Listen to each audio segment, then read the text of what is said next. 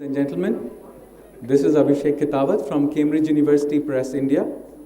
I work closely with Cambridge English Language Assessments and I lead the exam operations in India. Before we begin, I would like you to please note there are two fire exits towards the rear of this banquet hall, to my right and left, and the washrooms are down the corridor on the left.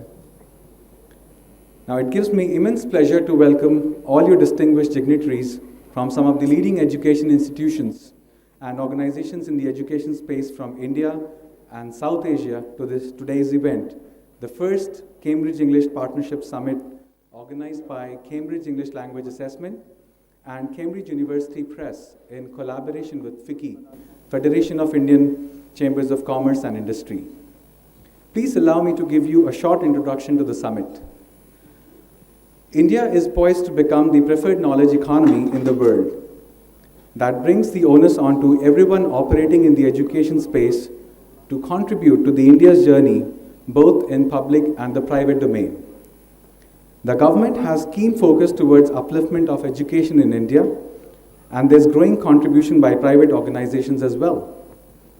Collaboration will be the key to success, given the ever-rising dearth of resources. This summit is aimed at bringing leaders and radical thinkers in the education space from South Asia together to deliberate on some of the key pertinent challenges in India becoming the knowledge economy it's meant to be. Between today and tomorrow, the discussions and the sessions are planned around capacity building through teacher development, technological intervention through digital learning, skill development for higher employability and preparing India's workforce to cater to the future industry need, and enabling institutions to have higher quality research and environment for innovation in India. Without taking any more time, I would like to end this brief with high hopes that this summit will act as a catalyst in forging relationships and partnerships for larger value creation and positively impact the education space in India, and thus contribute to India's journey in becoming strong and sustainable knowledge economy. On a side note, I would like to inform everyone that this event is being telecasted live on the web and is freely available for anyone who would like to benefit from the proceedings of this summit. It is also being live tweeted with the hashtag Cambridge English Summit on Twitter. And lastly and most importantly, we would like to have you interviewed on the right exit to my side, wherein your message could be delivered to millions watching on the globe. May I now invite Mr. Saul Nasse, Chief Executive Officer, Cambridge English Language Assessments, our partner organization working under the umbrella of University of Cambridge, to please open the event and share his valuable insights and perspective on how communication and collaboration would play an important role in the education space in South Asia. Mr. Nasse, please.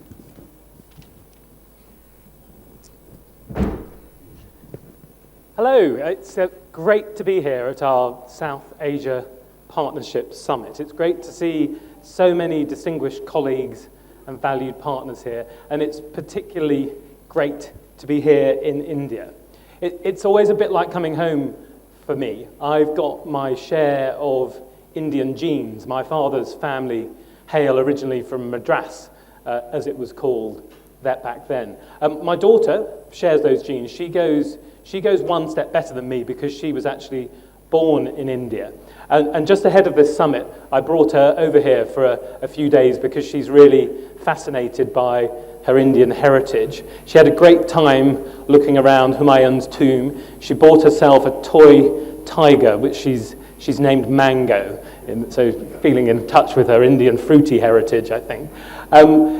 The thing she was a bit disappointed by was this ended up being her conveyance. It was a Maruti Suzuki. I think she had much more in mind that she was going to be taken around on this, her personal Indian elephant. So that was a slight downer for her. So for me, India will always have a very special place in my heart, and I'm delighted that the job that I have as Chief Executive of Cambridge English Language Assessment brings me to this part of the world really pretty frequently. But I did have, in a previous incarnation, a couple of spells working full-time in India. I was based in Delhi, and then in Mumbai working for BBC Worldwide Productions, hence my daughter being born there. It was a brilliant role. I was starting up a BBC-backed business producing programs. The show I was proudest of was Jhalak Dikhla, the dance competition, which is based on the UK show Strictly Come Dancing. Any fans out there? Any fans at all? The thing I'm thrilled to say is it's still going strong now, so there's another season upcoming soon. And I'd like, if I could, just to show you a short clip from the show, simply for the reason that it illustrates the point that I'm going to make so well. It illustrates the point of this talk. It illustrates, gosh, the Bollywood writing started happening then. It illustrates, I think, the point that we will make over the next few minutes, the point of collaboration.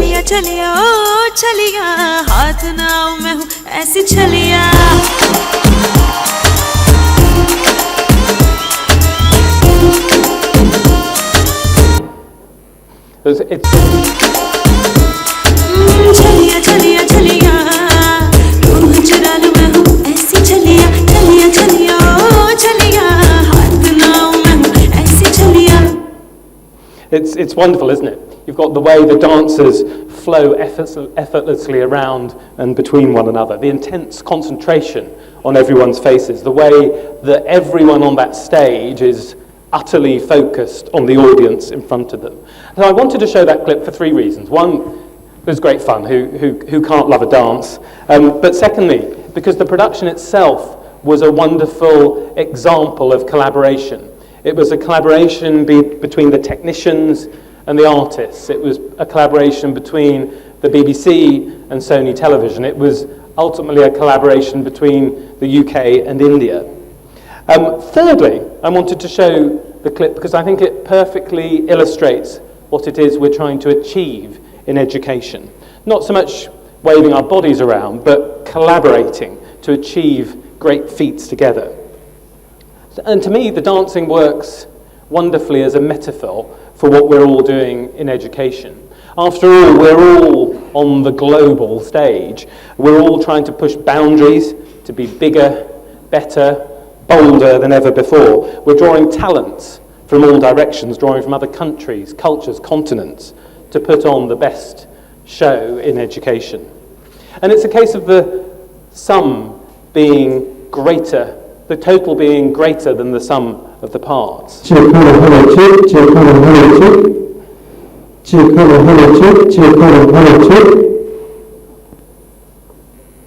When we work together, and that wasn't us working together, when we work together we can achieve far more than we can alone. Take these guys, Salim Javed, Bollywood maestros. The magic that they produced in partnership was absolutely incredible. I don't think anyone can argue that Salim Khan and Javed Akhtar's work was the best work, was the work that they did together. Or how about these guys, the Indian spin quartet of my youth, Bedi, Prasanna, Chandrasekhar, Venkat, all each a great bowler, but you put them together and you had the best spin bowling partnership the world has seen. So for me, it's collaborations that really deliver everything. They make the magical connections and creative breakthroughs that take civilization forward. And in fact, anthropologists have argued that it's that capacity to collaborate which makes us, the human race, so special. Chimpanzees, related to us, but actually very different. They work alone from the youngest age, and they don't hang out in groups bigger than 50. Whereas if you look at young kids, right from the moment they're born, they start working together. It's innate. And humans work in much bigger groups, in hundreds, thousands, millions. I think you could argue that humans are working together in their billions. Now we've got the advent of digital technology drawing big groups of people together. So it's great. For me, collaborations move society forward, and I think if you look at history, it confirms this. As connections grow, so progress advances. Connections make us stronger and more secure. It was actually Charles Darwin that said that the species who are best able to collaborate are the ones most likely to survive and endure. So collaboration is what makes the world go round. If you look at business, Big global businesses operate right across the world now, operate across borders, operate with local partners.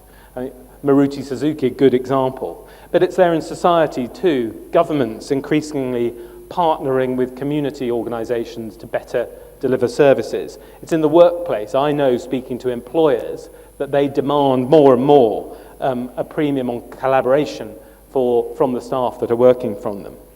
And for me, that's why for us as educators, it's really critically important that we build collaboration into the education system, that we make collaboration be the heartbeat of what we all do together. So I want to talk about 3 aspects of collaboration in education. And we'll start with talking about stimulating collaboration amongst students. It's important for me that we embed in our young people skills that they will need professionally and personally, in life and at work, to help them when they're young and to help them when they're old. The good news is that, of course, we know that collaboration is the best way for students to learn in any case. People learn better when they're learning from their peers. I met Sir Ken Robinson, the educationalist at TED. He was talking to me about collaboration, and what he says is that the greatest learning happens in groups. Collaboration is the stuff of growth. And there's research evidence too. If you look at Kupnik, who's been cited by the Institute of Education at the University of London, he suggests that collaborative learning is associated with higher performance right from the very earliest years of schooling. So talking about his study on collaboration, he says, over a school year, children in experimental classes improved more than children in control classes with regard to academic attainment, motivation to work with others, group and on-task focus, and showed high levels of communicative interaction with partners. And if it's not a sacrilege to see students as consumers, there's growing consumer demand for collaboration too. In 2008, a Mori poll of secondary students found that a preference for learning with friends was voiced by 53% of respondents, and that was up from just 28% in 1998. Collaborative learning also underpins modern constructivist theory. So this is the idea that people learn best by working together, by speaking to each other about the task at hand, and by building solutions to a problem together.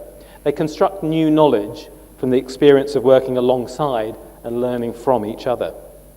That's why in our world, the world of English language teaching, over the last 30 years, we've focused on communicative language teaching, helping learners improve their English by collaborating and speaking to each other in the classroom. They learn to speak by practicing speaking, not by rote learning of grammar rules. They learn by constructing new linguistic knowledge and skills, by doing shared tasks together. And that means that the key role in the teacher is to teach their learners to collaborate, to communicate with each other in English, to work to achieve a shared goal in English, to speak together to increase their comprehension input and fluency output in English. And my colleague, Dr. Nick Saville, will be talking about this more later in the conference, explaining how we at Cambridge see what he calls the ecology of learning. And that brings me to my second area of collaboration in education, because it's not just about students collaborating with each other. It's really critical, if we're going to get absolute performance improvements, that we have students collaborating with teachers. You know, the old model of education, the sage on the stage, that really is truly over. It's much more about the guide on the side, stimulating learning through bringing people together.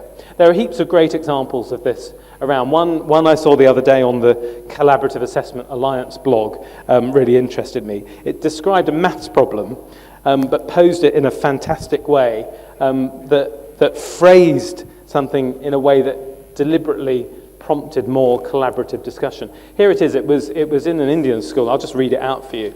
Sanjay was given 150 rupees by his dad as a gift. He spent 50% on a present for his grandma, 25% on a street child project, and he decided to save the rest. How much did he spend on his grandma? How much did he spend on the street child project? And how much did he save? And do you agree with what he did? And that simple addition of the moral question at the end made the challenge for me much more intriguing. It also opened up the possibility of much deeper learning, building not just mathematical ability, but also character at the same time. At Cambridge, we've spent nearly 30 years training new language teachers specifically in how to establish this collaborative classroom approach. That's why our language exams, our assessments, always have a spoken English component. We can't assess someone's knowledge of English unless we assess their speaking. And normally, this in itself involves collaboration because it's students speaking together. We also need to encourage collaboration between all sorts of people operating outside of the classroom, which brings me to my third and final topic on collaboration. And it's what this summit is designed to create, the absolutely critical collaboration between policymakers, curriculum experts, and educationalists in the broadest sense. For example, collaboration is absolutely at the core of research work. Innovation is the driving wheel of economic success, and innovation is based on the outputs of collaborative research. James Watson was one of the people who discovered DNA working in Cambridge at the time. He understood that collaboration is the source of research and innovation. He said, nothing new that is really interesting comes without collaboration. And of course, it wasn't Watson who discovered DNA on its own. It was Crick and Watson, Cambridge University's very own Salim Javed, if you like, weaving the story of life through two strands of nucleotides dancing together in a perfectly entwined double helix. And Crick and Watson's collaboration went further than their stellar pairing. Rosalind Franklin was another key collaborator in the Cambridge DNA story. At Cambridge English, we collaborate on research projects with policymakers, academics and teachers. We publish our own research publications, research notes, and studies in language testing. And for us, collaboration goes beyond research. We collaborate with teachers, schools, and ministries around the world. We collaborate in setting up new training programs, like our latest teacher training initiatives in Turkey, CELT-S. We collaborate with digital technology partners to deliver cutting-edge digital learning, such as our online testing in China and our groundbreaking class server technology solution, which works when resources and bandwidth are thin on the ground. We collaborate with academics to produce our teacher development framework that helps teachers reflect on and analyze their competencies. Then there's our research on automated language assessment, which Professor Ted Briscoe will talk about later, which is one big collaboration between Cambridge English, the university's computer lab, and commercial companies. So that's three sorts of collaboration, all important in a fully functioning education system. Collaboration between students as peers, collaboration between students and teachers, and collaboration between the experts who drive the direction of the whole system. Of course, the golden thread that runs through all three forms of communication is language. Collaboration is based on communication. You can't collaborate without speaking. You can't collaborate without listening. And as digital technologies join up millions, billions of people across the world, English is becoming the language of that global collaboration, which is where I think we at Cambridge can really help. A collaborative approach in the classroom and lecture hall can help your students reach higher goals and graduate with better scores. This will make them more attractive to employers. And we at Cambridge can help train teachers and lecturers how to do this. Collaborate with us on learning design and delivery, and you can make teaching more effective and raise standards across your school or university. Cambridge can help design curriculum, assessment systems, and materials to make this happen. So that's why I'd like to make a promise to all of you, a promise of partnership. We at Cambridge English would really like to offer you our helping hand right across this great region, from Mumbai to Male, from Kandy to Kathmandu. Together, we can help young people gain better skills, better access to employment opportunities, and better access to education. In short, through collaboration, we can help change people's lives. So let's all work together. If we join hands, if we dance together, then we too can produce something as enthralling, innovative, and effective as Adjectival, the dance competition I produced way back when. If not, if we choose to go it alone, if we think we're better off dancing on our own, well, the danger is we end up looking like this.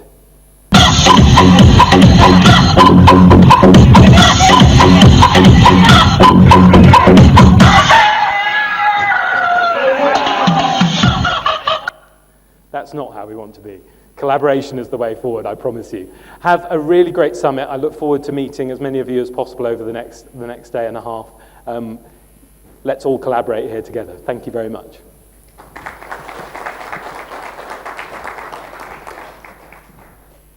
Thank you, Mr. Nasse, for the wonderful insights.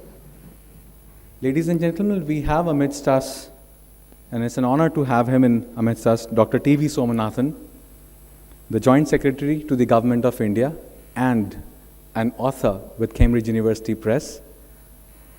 Please join me in welcoming him on stage, and I request him to share his insights for the research and innovation which is happening in India, and also share how the government is taking necessary steps to encourage and enable for a higher quality research. Dr. Somanathan, please.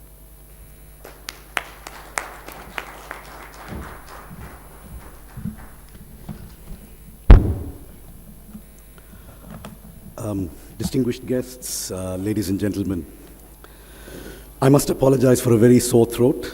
I'm somebody who has a loud but not very mellifluous voice. It's a big handicap when my throat plays up like this. I want to start by saying that I'm speaking here in my personal capacity, and therefore I will not be speaking about the Government of India's policy on research and innovation. I will merely be speaking about research and innovation per se. The terms research and innovation are often used together, typically used in conjunction with each other. Research often leads to innovation, and hopefully good research leads to very good innovation. But it's also possible, I would suggest, for innovation to occur without research. I mean, there are many innovations that happen without academic research. So I will really be touching upon both of those aspects. So let me start with research. If one surveys the research landscape in India, then you come across a number of characteristics. One is that by the standards of developed countries at least, budgets for research are low. There are relatively few outstanding research institutions, at least going by peer group rankings and global league tables. There are relatively few patents that are registered by Indian researchers. And there's a fairly widespread criticism that research in India has not had many tangible outcomes that have influenced people's lives in a positive way. Of course, low expenditure on research in India in fact, stems from two very distinct but related factors. One is, of course, India is a developing country, so it's got a lower national income than many of the countries that spend much more on research. And secondly, we spend a lower share of our national income on research than many of those countries. Taken together, we obviously spend much less than those that we increasingly see as our comparators. The economist Joan Robinson had said many years ago, this is of course a quote that is used very often, but I think it's worth using here.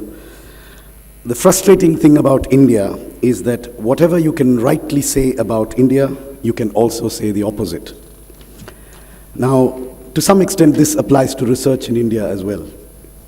I spoke about low research budgets, but it's also a country where the costs of research are low. So you can actually get a lot of bang for your rupee in terms of what you can do with the research budget. So the real value of research expenditure in India, whether by companies or by government, is actually higher than the official statistics at official exchange rates might show. And similarly, while there are many that state that there's not much to show for the research that's done in Indian research institutions and even in the private sector. The contrary is occasionally but very spectacularly true. The Indian space and missile programs have developed not because of the support of developed countries, but rather in spite of the opposition of developed countries. They've done all of this indigenously. Today, India launches satellites on a commercially viable, profit-making basis for many developed countries. Recently, an Indian pharmaceutical company was the first to reach the trial stage for vaccines against the Zika virus, which is ravaging many parts of the world. So, what I'm trying to say here is that India's record on research is something that is not necessarily scintillating, but equally not something to be very apologetic about. It's somewhere in the middle of those two things. Let me turn to innovation. I would argue that India has a much better track record on innovation than it has on research. And I repeat that, in my view, innovation is not necessarily based on research, though some of the best innovations are indeed based on research. Now, let me start with something that all of you would have encountered on your way to the hotel.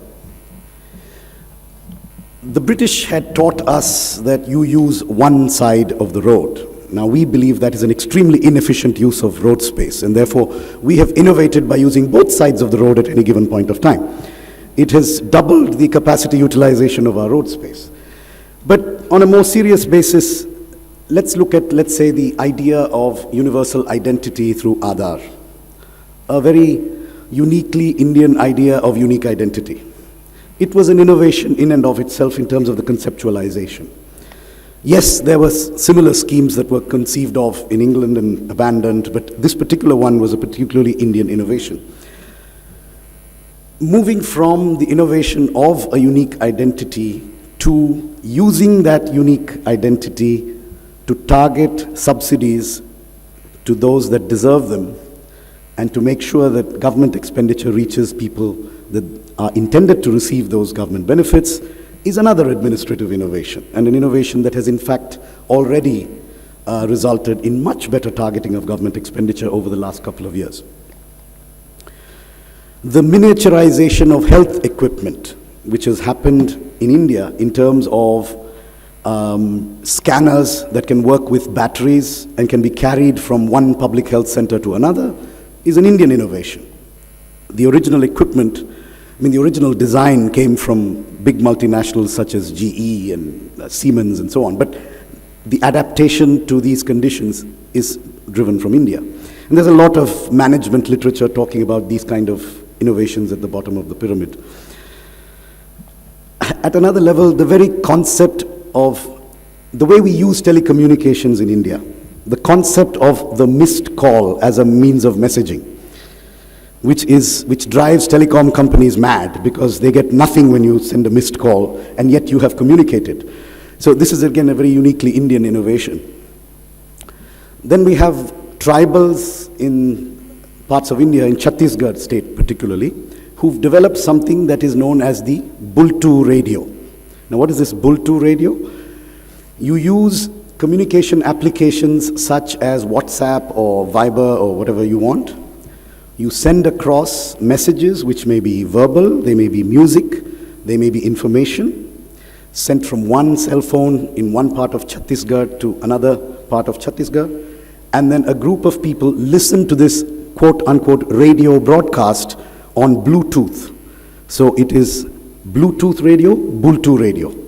And Bultu radio has been a great success in Chhattisgarh. It's not all India radio, it's not a private FM station. It's got no investment from the government, no investment from the private sector, but it works.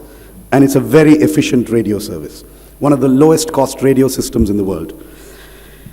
This is innovation, which again, I'm certain is not backed by academic research. So the key difference that I see between innovation and research is that while research in the conventional academic sense necessarily involves a substantial consumption of resources, and often public resources, innovation can happen without that, though it can often benefit if it piggybacks on good research. Another key difference that I see between research and innovation is something that Mr. Nasse just adverted to, which is the use of language. Now, the Chhattisgarh tribals don't even speak Hindi, leave alone English, and yet they're able to innovate. Now, when you look at formal academic research, there is a bit of it's not uniquely Indian, but it's an Indian peculiarity. It applies to some other countries as well. Now, research in England or in the United States is generally carried out in English. Research in France is mainly carried out in French. Research in Russia is mainly carried out in Russian. Research in Japan is mainly carried out in Japanese. And research in China is carried out mainly in Chinese. But research in India is mainly carried out in English. Now, this inheritance which we have, which is the fact that most research in India is not conducted in the mother tongue of the researcher, is both a blessing and a curse. It's a blessing in as much as it provides Indian researchers with untranslated and ready access to huge volumes of English language material, research, resources, and the English language is, of course, the biggest single language in terms of research output, both in quality and in quantity. So that's a boon. It gives Indian researchers access to that more felicitously than, say, to Chinese researchers or to Japanese researchers or to Russian researchers for that matter. But it's also sometimes a curse because this very fact that Indian research is carried out in English, and we're all speaking here in English with no translation, is, in a sense, can result in the disenfranchising of many intelligent minds who may not be able to communicate well in the English language and who may have been educated up to a particular level or all of their lives in Hindi, Tamil, Bengali, Kannada, Telugu, whatever. So basically, this facet of Indian research does confer an advantage on, for example, privileged urban youth over the underprivileged rural youth. Indeed, there is an Indian stereotype that when I first joined the civil service, I used to subscribe to, perhaps without even consciously thinking about it, that good English is strongly correlated with good intelligence. A fact that I have later come to understand is completely untrue. But it's a very strong Indian stereotype. I've seen this with interviews given by politicians on TV. The one that speaks the best English is usually the one that gets better ratings than the one who seems inarticulate because they don't speak good English. Now, in the context of a conference on language education, I see two approaches to this issue of research in India and the English language. One is, I think it would be important to make it more easy, make it more simple for people who are educated in languages other than English to be able to make the transition to doing serious research work in English. Now, of course, there are lots of researchers from non-English speaking countries that actually travel to the United States or to the United Kingdom or to Australia and places like that and actually make that transition, and many have been very successful in making that transition. So it's not something that is impossible, but I think in the Indian context, we assume that all of our students are able to make that transition when in fact it's not necessarily true. And this is where I think our heritage sometimes comes in the way because we make the assumption that that is taken as a given when it is actually not so. But the second thing that I think will probably be a good thing to do is to create research capabilities in our indigenous languages. And that's not something that I think we should give up without a try. After all, the population of Hindi speakers is in a sense, is probably as large as the population of native English speakers, approximately. And the population of Tamil, Bengali, or Kannada speakers is larger than, the number of German speakers. And there's a lot of research that's done in German. So it's not that you don't have the critical mass where you can get resources to get this done.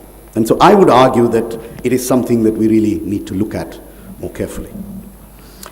I think I will stop there, and I just will conclude therefore by saying that if there was one thing that I would say on that topic, it would be, let's ensure that our English advantage does not become our English handicap.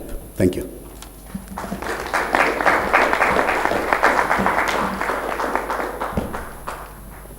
Thank you, Dr. Somanathan, for your views. I would now like to call upon stage Mr. Mohandas Pai, Chairman, Manipal Global Education and Chairman, FICCI Skill Development Forum, to please enlighten us on the initiatives taken towards the skill development by various organizations and the government.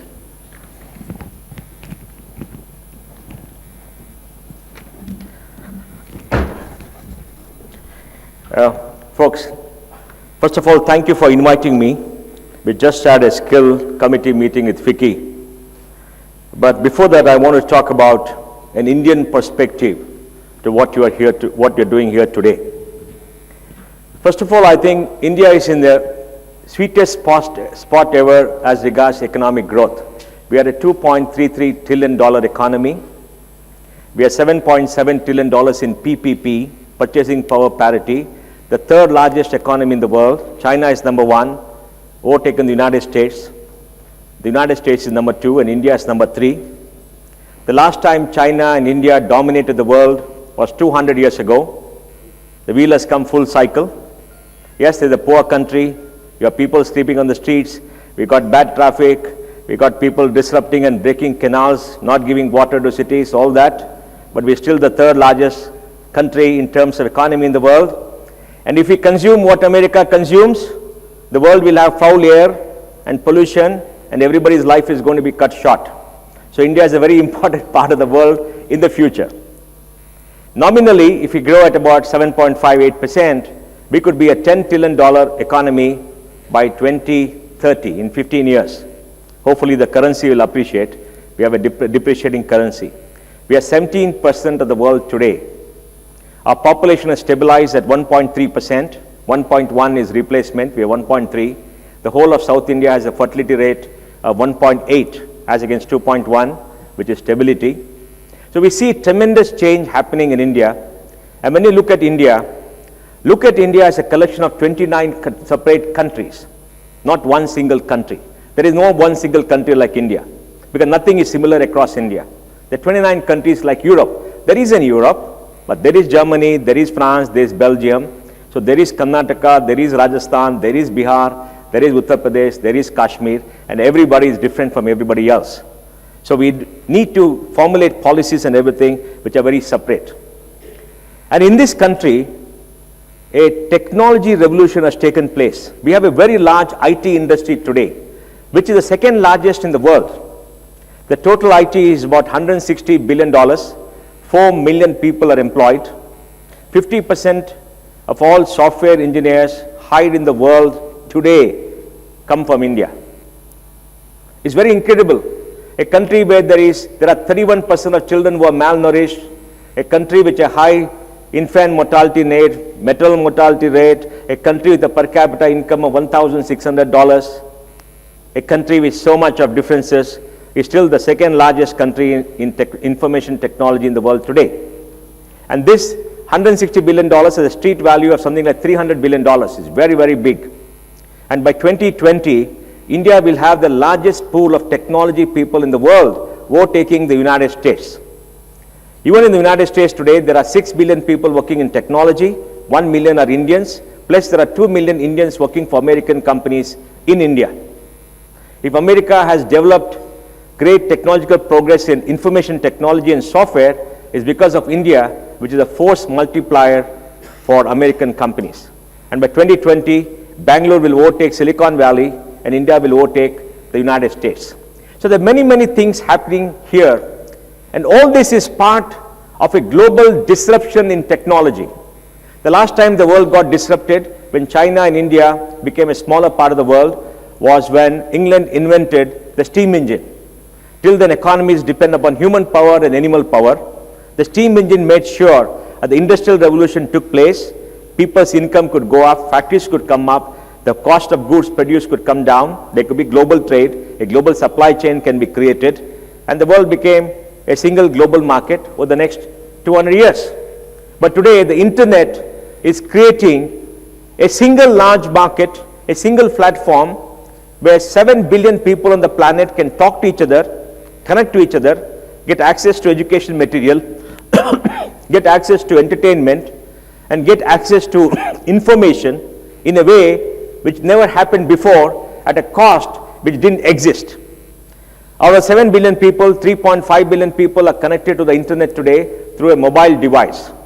And the cost of a mobile connection is coming down to such small amounts that very soon, 5 years' time, all the people in the world could be connected to the web asynchronously and synchronously through a mobile connection. And what happens if people get connected? They talk to each other, they form groups, they discuss, they debate, they collaborate, they spread information. New innovation comes up, and everybody can access everybody else, and the barriers to trade and commerce falls down. Time was when knowledge was kept in a small group of people and was a competitive advantage because knowledge was transmitted verbally. Then came the printing press. You started printing and kept knowledge in books, but the books were kept in a library. The library became a competitive advantage. And then today, the library being a competitive advantage disappeared because the accumulated knowledge of humankind over the last 5,000 years is available on the web for free for everybody who has access to the web. And what's more, there are thousands of people willing to answer your questions. The most brilliant minds on the planet are answering your questions to everybody else. So anything that you want to ask, you can just put it on forums and you get an answer, and all for free. And this is expanding at the tremendous pace every single hour, every single day. And this phenomena has never happened before. And it equates the field between a child in the UK, a child in Bangalore, a child in Kalahandi, a child in sub-Saharan Africa, or a child in Tokyo. Everybody is on the same platform. Everybody has access to the same information. Everybody has access to rich multimedia. And all it costs is a small mobile connection, which everybody wants to give away free. In the next 12 months, we're going to have a big beast of a company come and give wireless to the 600 million Indians who don't have wireless access today on a smartphone, which is going to come down to a cost of 2,500 rupees. And you can imagine the transformation that's going to have. So it's a very exciting time. And this disruption in the way the world works, disruption in manufacturing, disruptions in energy, in biotechnology, in communication, in IT, in capital markets, in financial services, is going to create a new world which we are going to see very, very soon. A new world where there's democratization of information. Nobody can capture somebody's mind. You remember the old days when people had a coup in a country and they went to the radio station and announced, captured the radio station, the television station, and announced, you got a new ruler. Now you can't do that, right? Because information is available everywhere. We saw in the Arab Spring how on Twitter everybody got information even though they cut access to the internet. And this is only going to accelerate. So there is no stopping the human mind, there is no stopping innovation, there is no stopping what is going to come. And in this disruption, education is going to get disrupted in a way never before. Let me explain. In my view, education has got two components. One is the regulatory aspect. There is a structure, there's a university, there's a school, there is pedagogy, there's a teacher, and there is a curriculum, etc. Another is the process of learning. How does the child or the young person learn? The teacher communicates, the child reads the book, the child watches something, the teacher answers question. Now the process of learning is getting disrupted because of the availability of rich multimedia content for free in the language of your choice, which you can access at the time of your choice. So you don't have to be in class. You can listen to the teacher at 12 o'clock in the night, 3 o'clock in the afternoon, 2 o'clock in the afternoon on a Sunday, and the teacher can talk to you. And you can get tutoring sessions with a teacher of your choice at any point of time from any part of the world. So you get rich multimedia content, you get classes, you get information, you get tutoring, and you can take quizzes, you can take tests, and you can take language classes, you can take whatever you want, most of it for free. For some you have to pay. So how does the child relate to learning with all that rich content coming? Time was when the teacher was the source of information. I gave you information. I told you E equals MC square. And I remember why E equals MC square. Now I don't remember anything. I just have to have a question, I get it. But I got to know what question to ask and where to go. So all that information that is stuffed into a child's mind about history, those wonderful years where a king killed somebody and came to power, or where the world changed and the world wars took place. You don't remember everything. Just have to Google, you get it, right? Just think what it does to children, what it does to creativity, and what it does to people around the world. So whole process of learning is getting disrupted. The whole process of skill development, either to education or through skills, is getting disrupted. The whole process of design is getting disrupted. Let's say you have a manufacturing company. You've got to teach a person how to manufacture a car. Right now with 3D printing, you can sit down on a PC and design a car using rich 3D printing with applications, and then you can print the car next door on a 3D printing machine, 50 microns or 20 microns at a time. So race cars have been printed, aeronautical engines have been printed, houses have been printed, blood vessels have been printed, chocolates have been printed, everything has been done. And it's all happening at a pace which is so very tremendous that most of us don't know about it. But the disruption is happening. So how do you reach out to children? How do you educate them? How do you skill them over a period of time? And the last 15 years, 10 million jobs disappeared in America for the middle class. 10 million jobs. Income in America has not risen for the last 15 years for the middle class. And that's why you have so many people going beyond Trump, and Trump is resonating. He's an obnoxious character, but he's winning votes. People are flocking to him, to Bernie Sanders. He's in the home of capitalism in the world. So people are disgruntled. In India, 1 million jobs have disappeared in the last 10 years because of automation. And in the future, I read just last week that robots will be able to do everything a human being does, including giving you a warm kiss, in 15 years' time. Already for the aged, the robots are taking care of aged people in Japan because they have a problem.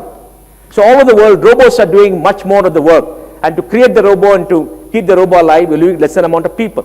And that's the kind of disruption that is happening in the world. Jobs are changing. The way you do things are changing. Education is turning. The way you communicate is changing. And this is the world that we have to prepare ourselves for. And we have to prepare our children. And we have to hope for the best. And manage this kind of a great disruption from what was 200 years of development as per a model to a new model of development. Then, as far as skills are concerned in India, we have a major challenge. We have 24 million people attaining the age of majority every year, out of which 18 million may want jobs, because the balance, maybe 25-30%, could be staying in villages, marrying, and not wanting jobs. 18 million. We got 52% of people dependent upon agriculture, which is 16% of GDP, growing at 3%. So we have a large social churn happening in India. We have 100 million people, young people, who have been either out of school or out of college, who have no work, no jobs. And that's why you see them fighting all over India, trying to get reservation, affirmative action, in the hope they get something. 1 out of 2 youngsters in the heart of India, Uttar Pradesh, is without a job. And every year this is going to happen for the next 20 years. Because we have been producing 25 million babies for the last 25 years. And they're all going to attain the age of majority in the next years to come, and it's going to continue. Even though population stabilized, this is going to continue. So we have to skill them. We have to educate them. Today, 23% of young people in the age group of 18 to 23 go to college in India. By 2030, we reckon it'll go up to 50%. 50% of young people who want to go to college because enrollment is going up by 6% a year. And there's an aspiration in every mother to get a child educated and get a degree. Now, the degree could be an MA in English, learnt in Hindi. It doesn't matter. They want the certificate. Why? Because it's social aspiration. I want a certificate. You get married. The girl will refuse to marry a boy who doesn't have a certificate. And girls are getting better educated than boys today. That's a big problem. In the United States, girls are the majority graduates who are taking the Ben. Women have become the majority. In India, in the medical field, 60% of all graduates are women. In engineering, it's 45%. In South India, it's crossing 50%. So the margin, the change is tremendous. So the aspiration for education is going up. The aspiration for economic development is going up. That nobody wants the old kind of jobs. They want a new kind of jobs. And for that, India needs to change our policy of skill development and education. And education is going up. We'll have the largest number of people in college by 2030. We're number 2 to China now. We've got about 31 million young people in college. We're going to go up to 70 million by 2030. The projections are all there. China is stabilizing at 35 million or 40 million. Now, in this ecosystem in India, we have great innovation coming up through a startup community. A lot of technology companies are coming up which are changing what Cambridge is doing in a very different way, and I'll explain. We have 19,500 startups today with a value of $75 billion, and 350,000 people are employed. We are the 3rd largest in the world, or 2nd largest. By in 2025, we'll have 100,000 startups with $500 billion of value, 3.5 billion people employed. We're going to change the way India works, and we're going to have them solving India's problems. So all the problems you have of supply chain, of reaching out to people, of communicating, of doing things, everything is going to get changed because of how the business and everything else is changing in this country. So you see this kind of tremendous change over the next 15, 20 years in this country. And then we have to create a single platform for them to communicate. And I really don't know whether it's necessary for all of them to learn English. Because Chinese do it in Chinese, they learn English. The way we teach English will change. And the way we educate them will change, because content is going to be developed in local languages. Like you said, the content is enough content. The problem with Indian language is not enough content. The Chinese translate the world's knowledge into Chinese. The Russians do. Everybody does. So you don't lose anything by learning your language. But India, we never spent money in the last 60 years on translation. There is no content in the languages. And lack of content says you must change your medium of instruction to English. And many more people are learning English. In Jaipur, there's a startup which teaches you English on the mobile. They raised $17 million to teach people how to learn on the mobile. So on the mobile, you can learn English and become functionally English speaking with maybe 500 words in about 60 days.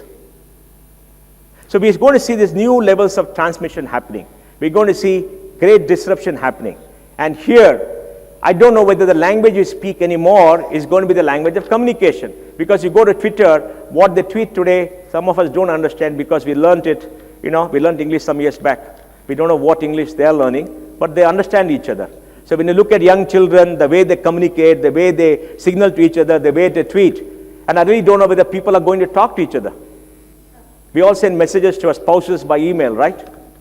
Even though you're next door sitting to each other, you always communicate by email. How is human behavior going to change in the next 10, 15 years with the mobile giving you access to the world? A small single device will give you access to the entire world. So I just want to paint this picture.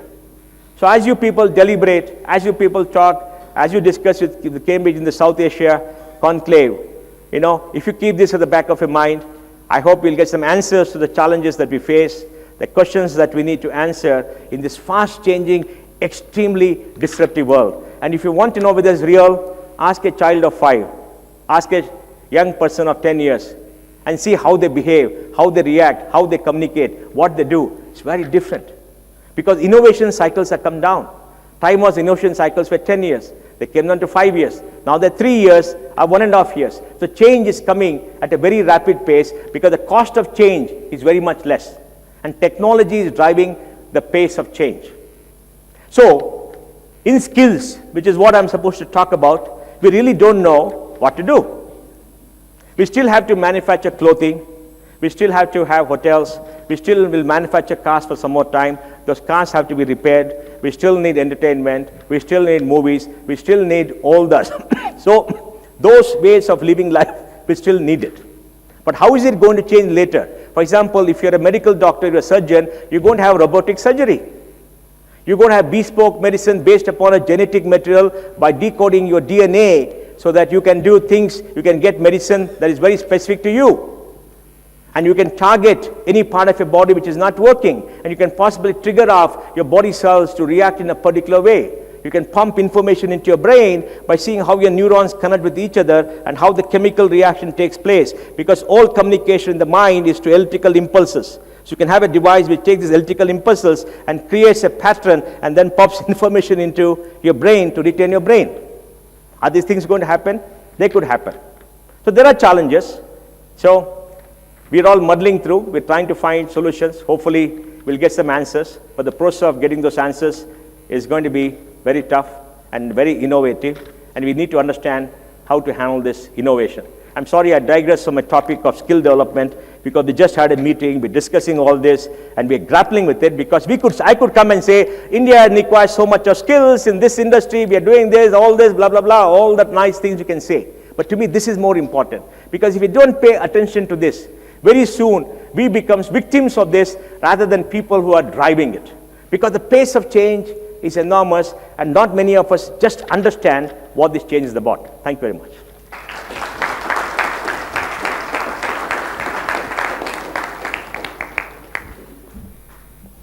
Thank you, Mr. Pai, for this engaging conversation. And raising questions to the very basics, foundations of our innovation. I'm sure this room full of learned people will deliberate and have an answer ready as soon. Now it's time for me to invite Mr. Ahmed Saifu, the Minister of State for Education, Government of Maldives. I request him to please come on stage and share his insights on the education system in Maldives and efforts taken by the government there towards the upliftment of education and capacity building.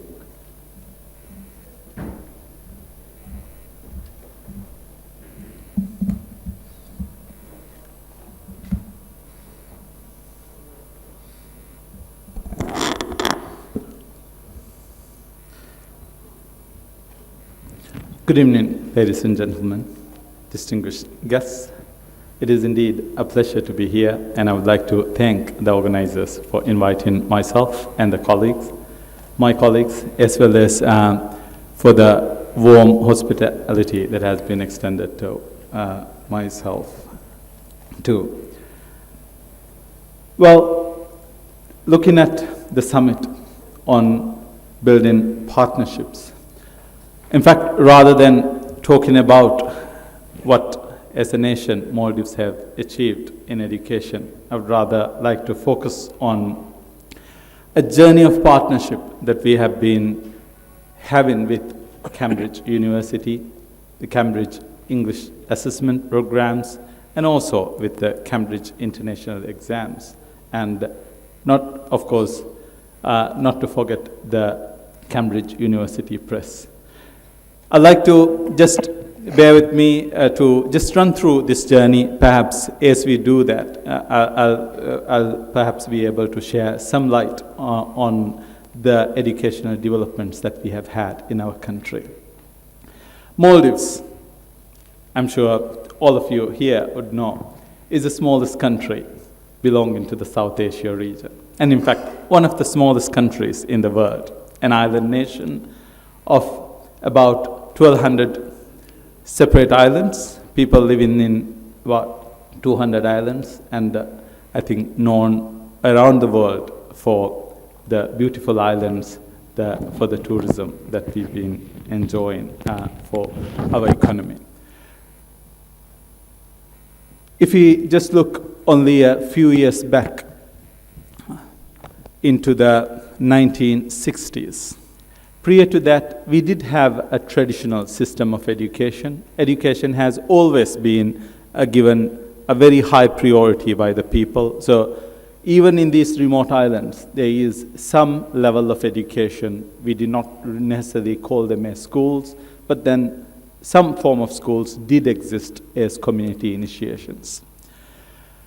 But a first national system, or rather a government-initiated system, started with the establishment of a school only in the early 1900s. In the 1920s, we had the first formal school set up in the capital, Male.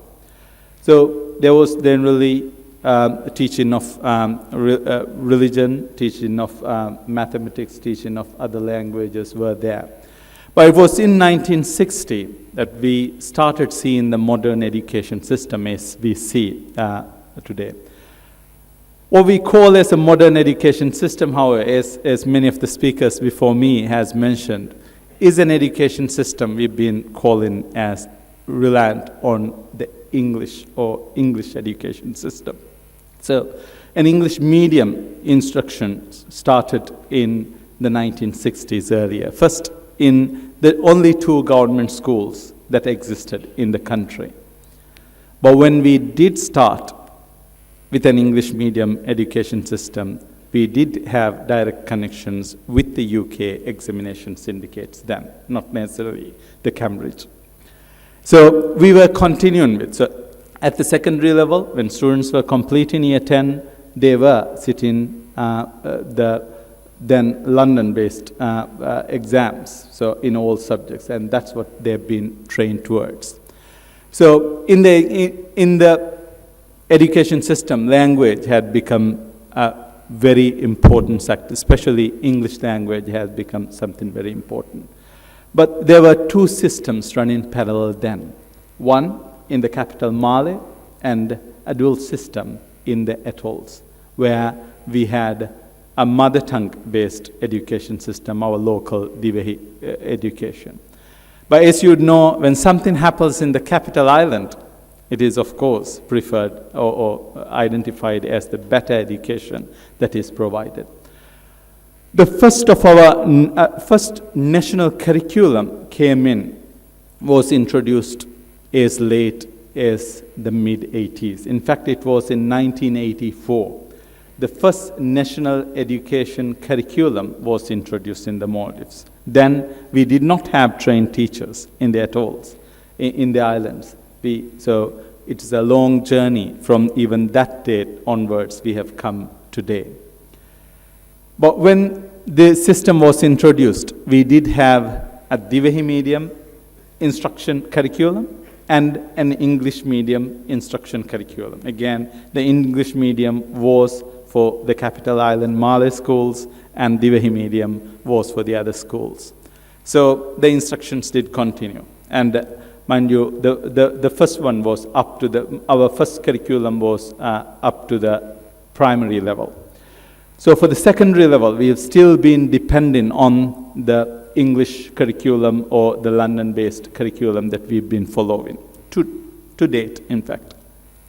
So 1 to 7 primary curriculum we've been having, and then the senior years we've been following. So there was the English medium pathway coming along. So this relationship had existed. So in the 1960s and later in the 1980s, our work or our first collaboration with Cambridge University started when we first introduced the Cambridge English assessment programs in the Maldives. Because there was a need for us to train English teachers. So first, the very basic English language programs were initially targeted to the teachers who were supposed to go in and teach in the primaries and thus go and teach at the secondary level too. But it has to be sustained. So in the late 1980s, so if I remember the dates right, probably in 1987 or 1988, we then introduced as a curriculum subject the CAE, the Cambridge Advanced English Programs. I don't know whether you had that exam then, but at least I remember the first Certificate of English program as well as the Cambridge Proficiency of English program as part of the higher secondary curriculum. So students, as part of their English language program, while they do their curriculum. But we did only have one such school in the country, the only higher secondary education school in the country by 1990 was that school. So we started with that. So that is how we continued on with the Cambridge journey or working collaboratively with Cambridge. So it's continued. But then there were other ESOL programs that were certainly introduced, assessing how our education was doing as well as how our language education was doing. English for a country such as the Maldives was important, was a necessity, and sticking with a medium of instruction in English, again, was important for two main factors. One is because of the growing tourism industry, where we needed a foreign language to collaborate. But the other reason is mainly for educational, was an educational reason. Up until 2000, we did not have a higher education institution where we would be conferring degrees in the Maldives. So that means students who were completing secondary education were required to travel abroad to get an education. So that was a necessity for that reason. So again, English language became important. Our work with CIE, Cambridge International Exams, our partnership started in 2000. In fact, that was when we adopted the CIE curriculum instead of the previously endorsed curriculum as our secondary curriculum. So it was in 2002 that our students first set the CIE exams after they completed the grade 10 level. So all our subjects except two of the subjects that are locally taught in our mother tongue, the rest of the subjects still to date, we are following the Cambridge International exams. The local subjects, our mother tongue, Divehi, Islamic language, and such subjects are taught as the secondary school certificate local exam. So our partnership with CIE has been continuing from them. Our collaboration had been continuing from them. Then there was, of course, the requirement of the textbooks for the CIE exams. That's where the CUP came into the picture. We first adopted the CUP published books as our secondary school textbooks, but then working together, we knew it's not only about identifying some books and then purchasing them. So we moved into a higher level of collaboration by starting to co-publish with our curriculum department and the CUP working together, where necessary, bringing the necessary adjustments to the books in line with the local context. So with these three Cambridge institutions, this is how the story began and continued. But then the question we ought to ask with this, is this really collaboration? Is this really working together? At a certain time, for example, whether we mention Cambridge English, it is also, in one sense, can be seen as a venture where an exam system is being sold, and we as a country or institutions purchase it and then use it. So, which might not necessarily be in its true term what we call as collaboration. Similarly, CIE offers exams worldwide. We purchase the papers, pay for them, and then as a commodity. So there is only a buying and selling, so which might again not necessarily be a collaboration in its sense. Similarly, our story with CUP, books are there on sale, we buy the book, we find them relevant and use it. So as we talk about collaboration, how did our journey or how did we start changing this process? With CIE, we did have some subjects locally offered, and with the Cambridge exams, we've been collaborating. Now, truly, in the sense of collaborating, we have started collaborating to offer some of the locally built exams as part of Cambridge exams. And one such exam is now internationally offered, which started as a fishery science in Maldives, which is very relevant to our country because it's and now it's now being renamed as marine science and then being offered elsewhere. So this is an example of collaboration where our curriculum was adapted by CIE, taken it as they are all collaboratively together and working as well. Again, at this moment, we are engaging further with CIE to see if CIE could collaborate with us to offer other local assessments that we provide, to collaborate together, and also to offer other programs or other curriculum-related subjects as a collective venture together by both. So this is what I would call as true collaboration. The biggest innovation, or rather the biggest step that we have taken in recent years, expecting to revolutionize the way that we teach, is the new curriculum that we have introduced in 2015. CUP, the Cambridge University Press, had become a key partner, key collaborator in us being able to deliver on this new curriculum. How we've been collaborating together is not again identifying books that we find relevant and purchasing from them, but rather we started collaborating to develop learning materials for the students together, teaching materials for the students together, so that it is actually a co-venture that we are taking up.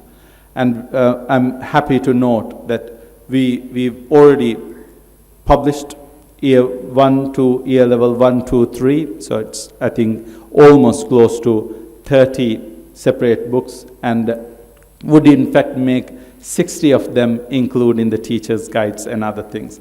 So with this, the way that we would want to see ourselves collaborate, learn together, is because in this process, we are learning ourselves how children are learning.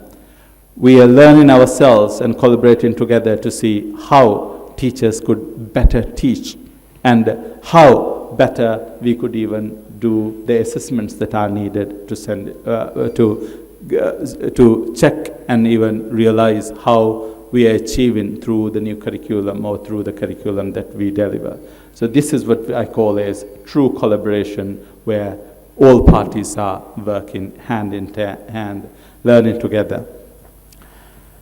For the Cambridge English, I think we are yet to take it to that level. And with the engagements that we have taken so far, well, with English language promotion and even providing a trusted exam system by Cambridge English is something that we have all been achieving throughout.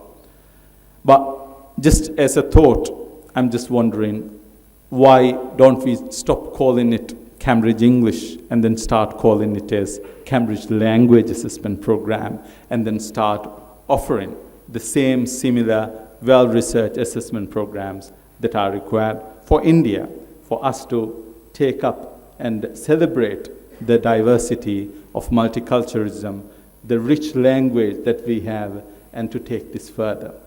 So I'm hoping that we will also be able to take this collaboration to this level.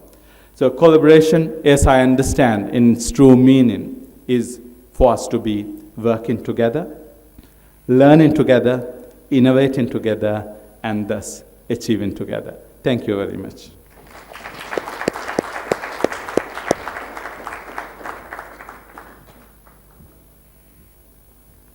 Thank you, Mr. Saifu. I have now the pleasure to invite Mr. Rajiv Vijay, the former Education Minister and now the Chairman of Tertiary and Vocational Education Commission, Sri Lanka. I would now request him to please share the developments which have taken over the past decade in Sri Lanka, which has catapulted the skill development there. Thank you.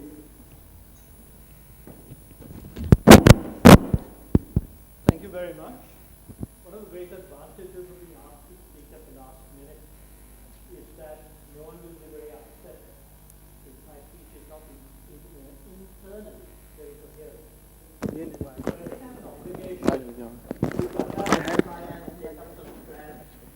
From what we heard so far, and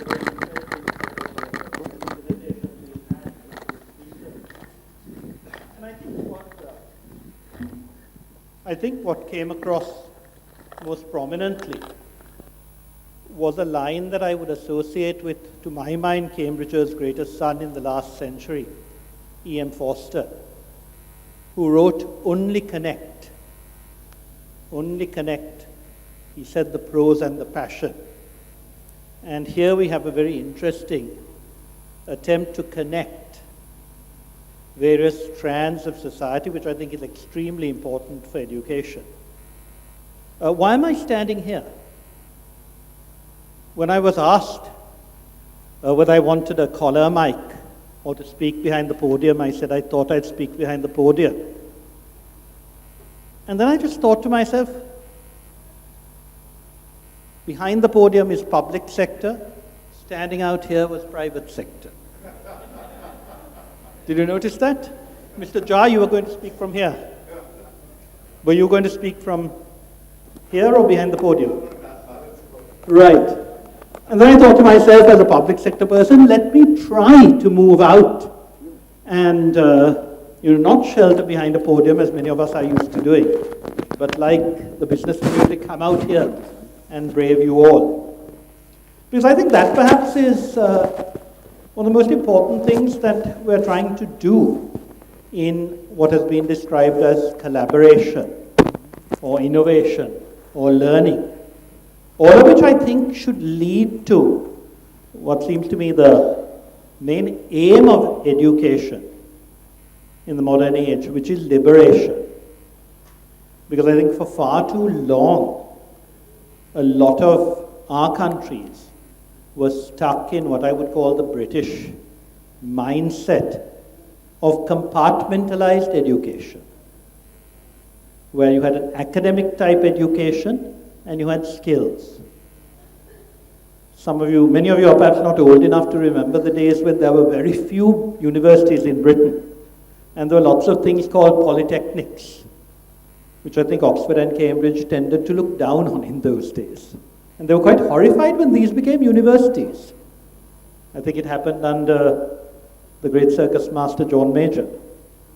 But it was a great innovation because it started the idea that education is about liberation, about people being able to do different things, about the skills sector being semi-academic, about the need to do much more training for the services.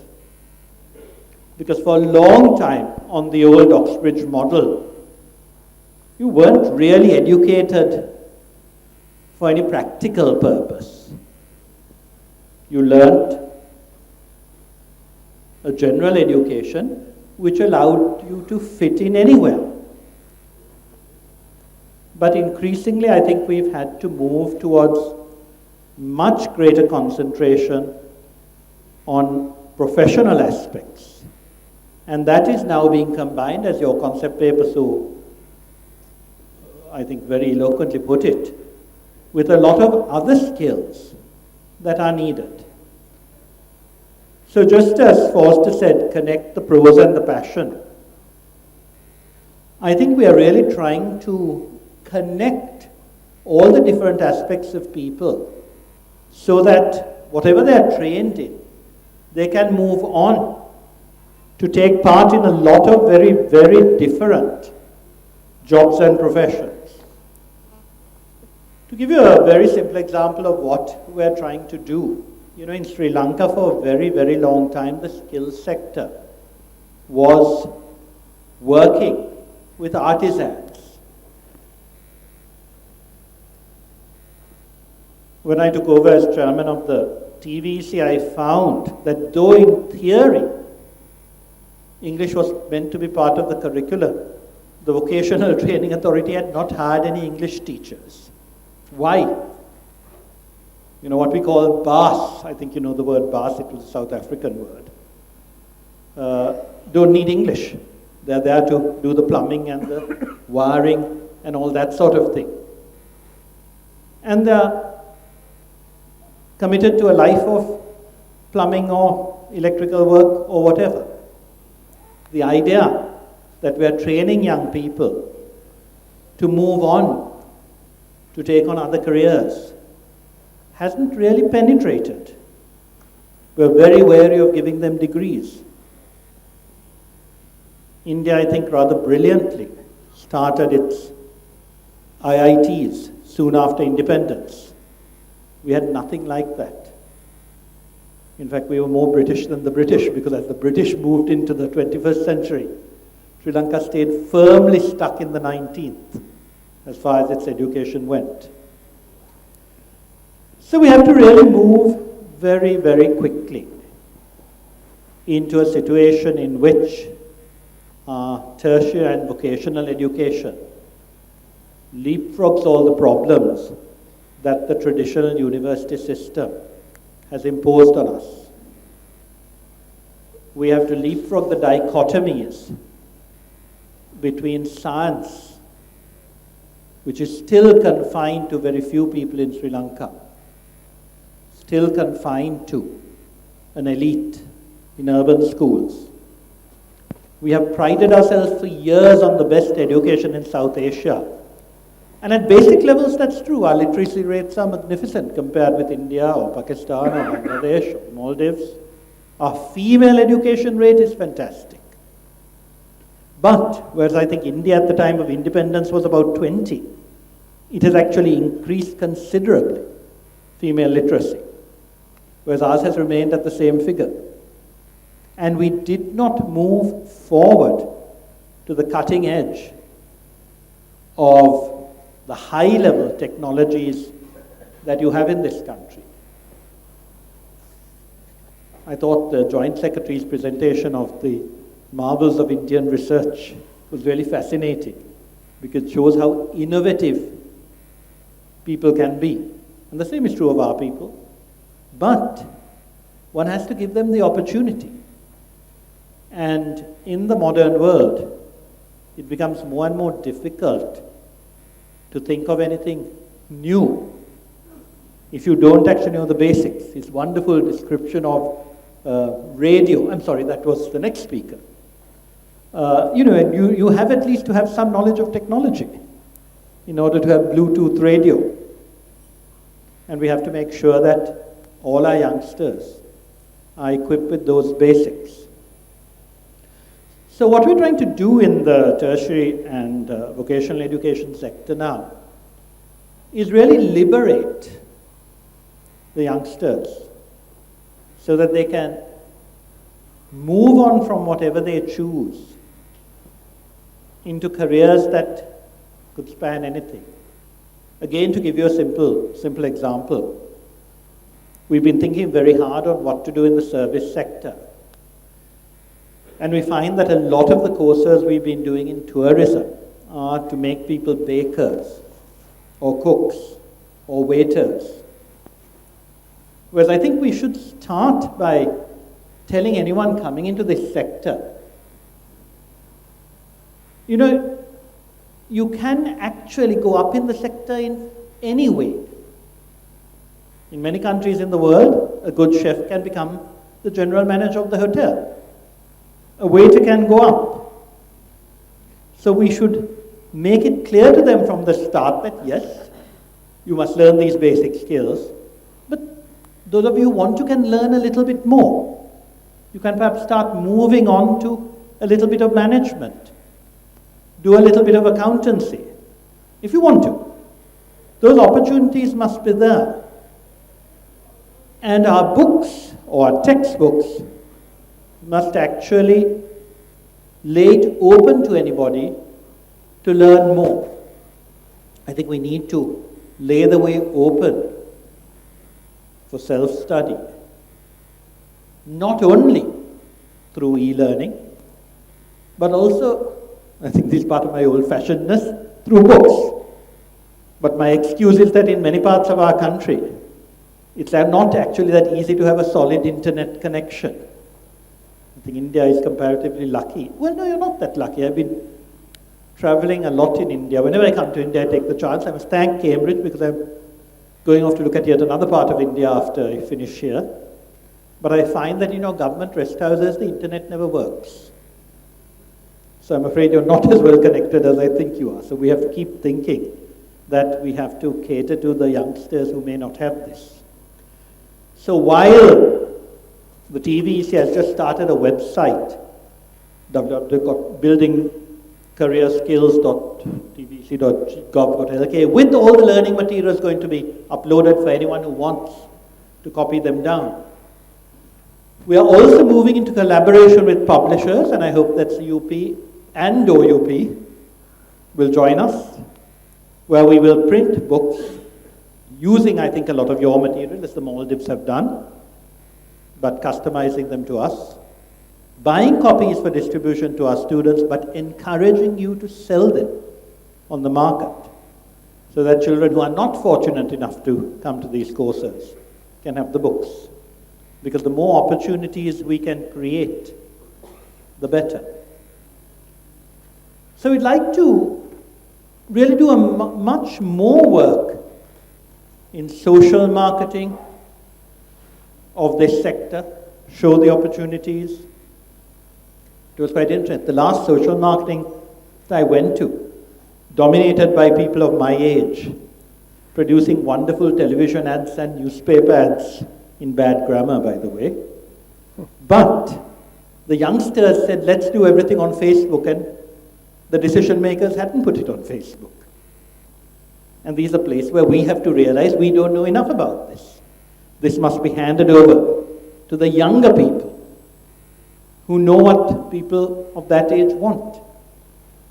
That's how to get the messages across.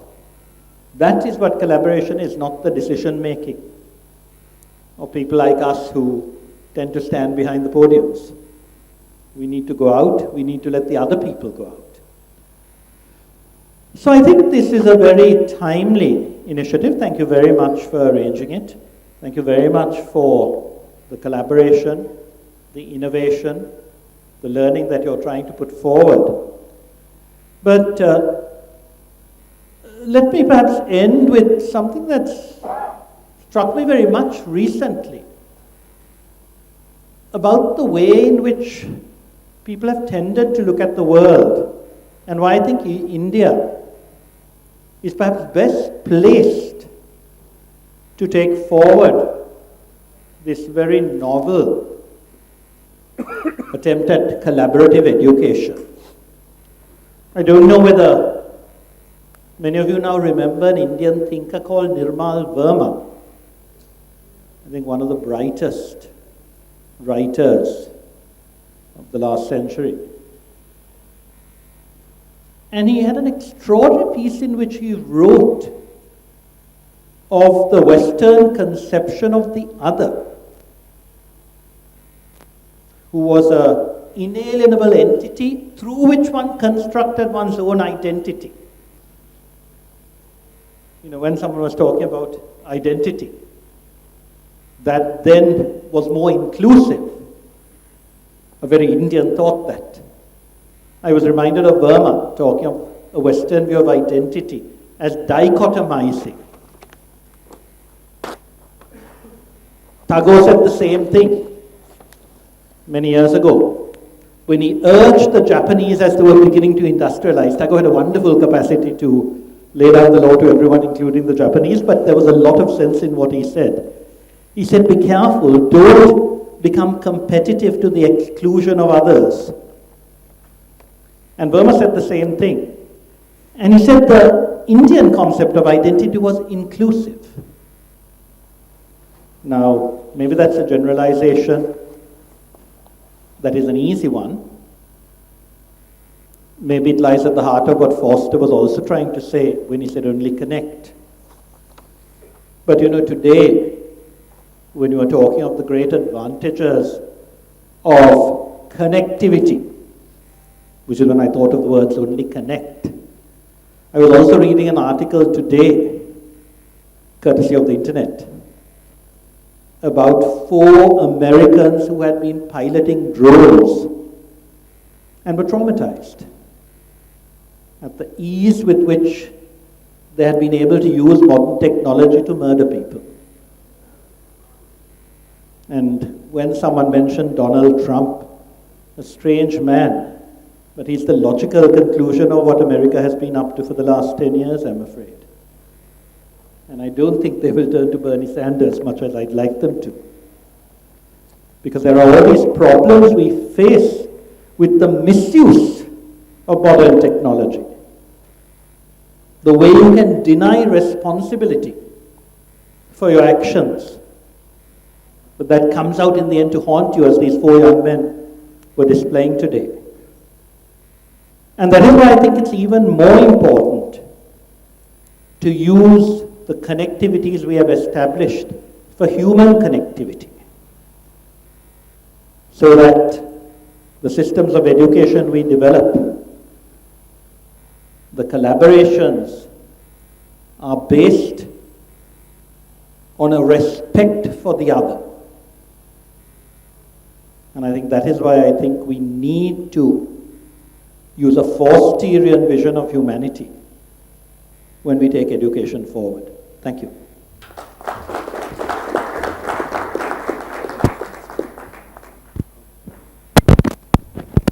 Thank you so much, Vijay Singha.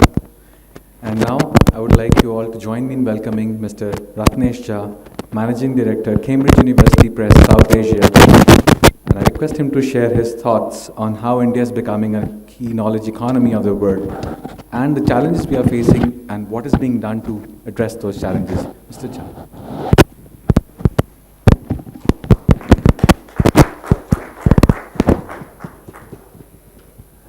It's always difficult to, whether they're there.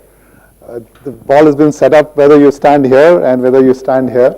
So what I said is that I'll do a balancing act of standing here and standing there. So let me begin with taking you back with our journey representing Cambridge University Press. Let me show you a small video clip to tell you what the journey CUP has gone through.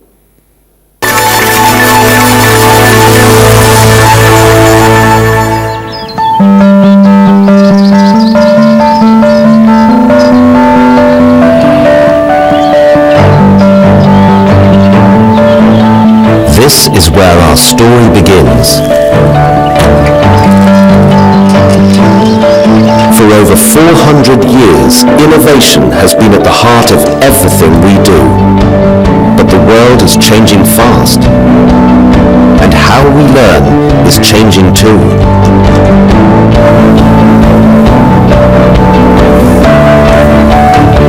So we never rest, never stand still.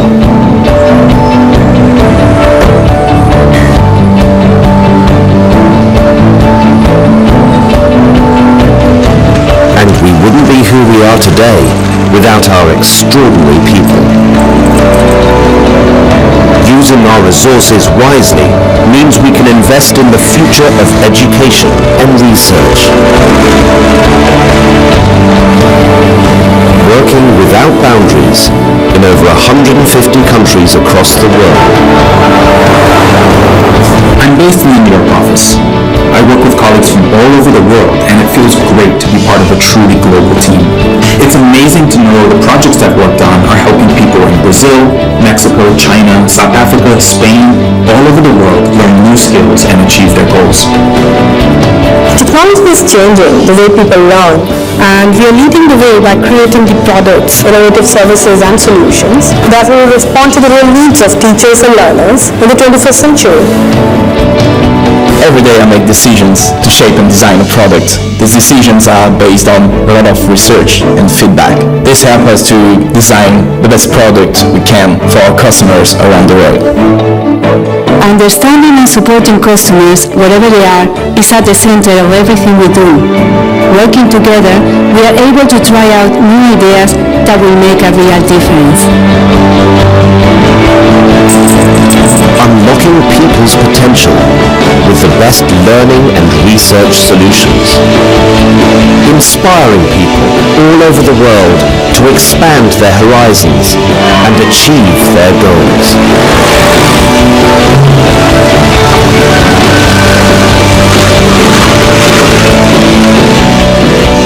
So join us on our journey, and together we can achieve our vision of a world of learning and research inspired by Cambridge.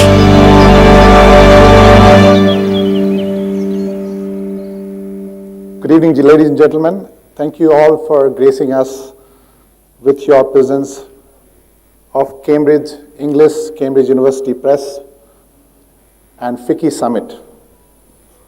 I would like to take this opportunity to thank esteemed speaker before me, Mr. Saul Nasse, CEO of Cambridge English. As one of our speakers said, it should be called Cambridge, instead of Cambridge English, it should be Cambridge Language Assessment. Let me thank Dr. T.V. Somanathan, taking out time, precious time, from a very busy schedule. We understand that it's a very, very busy schedule for you today to spare some time with us. Let me thank Mr. Mohandas Pai. It took a little bit of time for me to work, and we worked together in FICCI, but it took a little bit of time for us to conceptualize and say that this is an event which we can actually put together. Let me thank Mr. Saifu, coming all the way from Mali and sharing a very compelling proposition of collaboration in the past and in the future, and therefore an opportunity what we could do.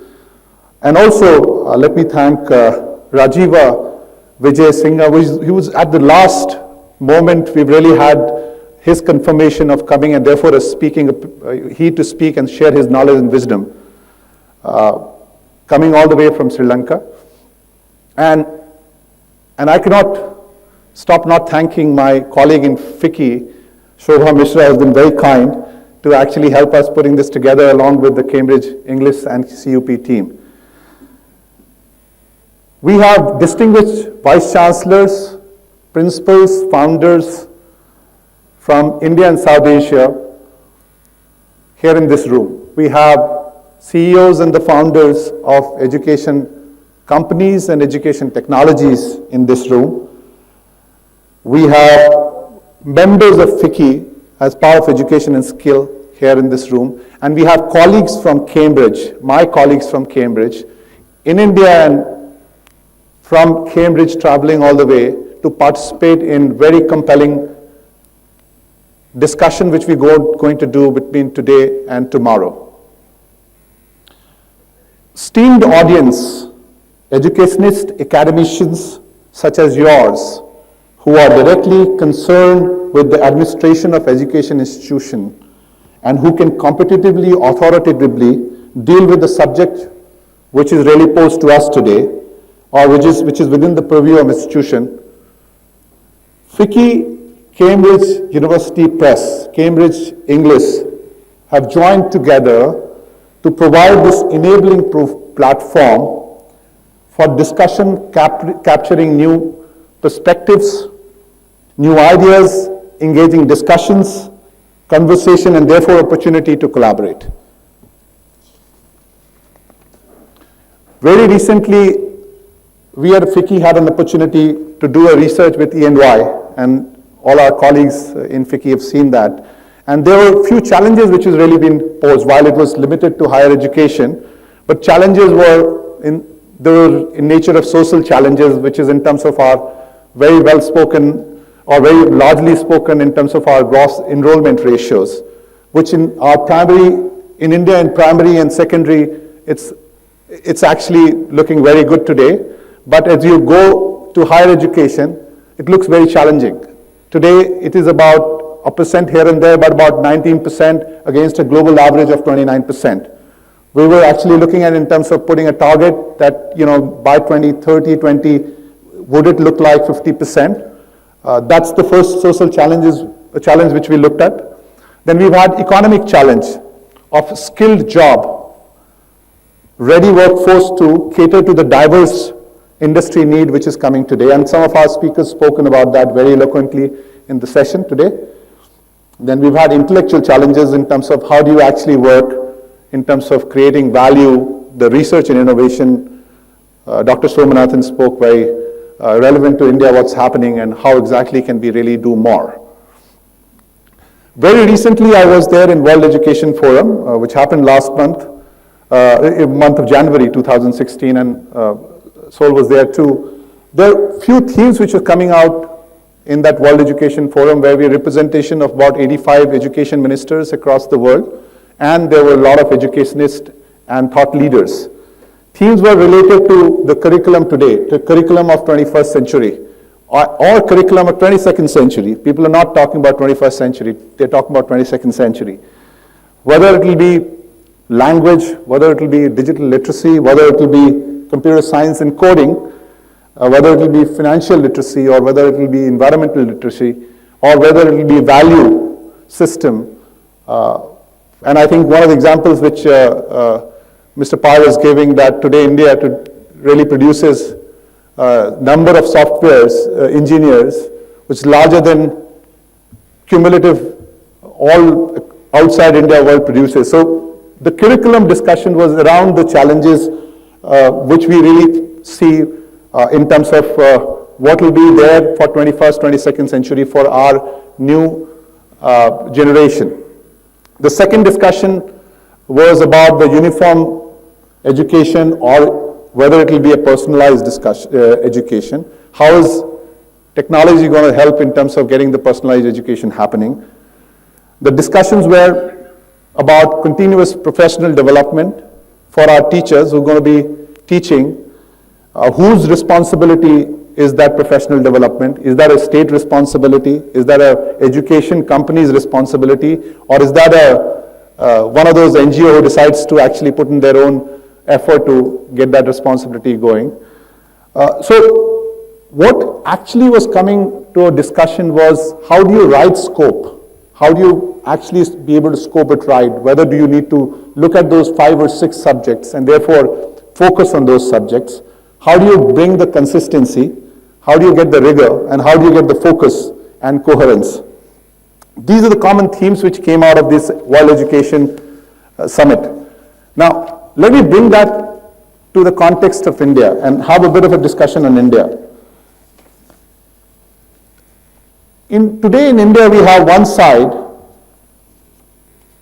the Indian education system. The discussion is about, some people name it as a 4 E's, but I've actually listed it down in terms of the whole expansion side, whether in the K through 12 or a higher education institution.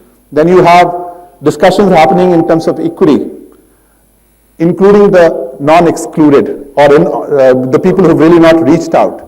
So that's the equity piece. Then the discussion about quality, which is research and innovation, the likes of IITs, IICs, IIMs, and others. Then there is a discussion about skills, which is what our speakers really were putting focus. Last speaker were really trying to say that how exactly today that has become so important in the modern days. So that's one side of the discussion of expansion, equity, quality, and skill. And then the other side of the discussion happening, which is to say that we have a demographic differential advantage. The economists also call it demographic dividend. Now, when economy grows, hands are required, and India is handful. I mean, we really have the population. One of the research actually presented showed that by 2020, the developed world would have 40 million short of people in terms of trained people. And exactly the same number India will have to provide. Till yesterday, people were talking about, and more in context of today, where the oil price is actually trending towards going down. So the commodity export happening between the countries. Here is an opportunity for you to have a human powers trade happening, where we can start supplying people to the world. So that's the other side of the discussion happening in context of India.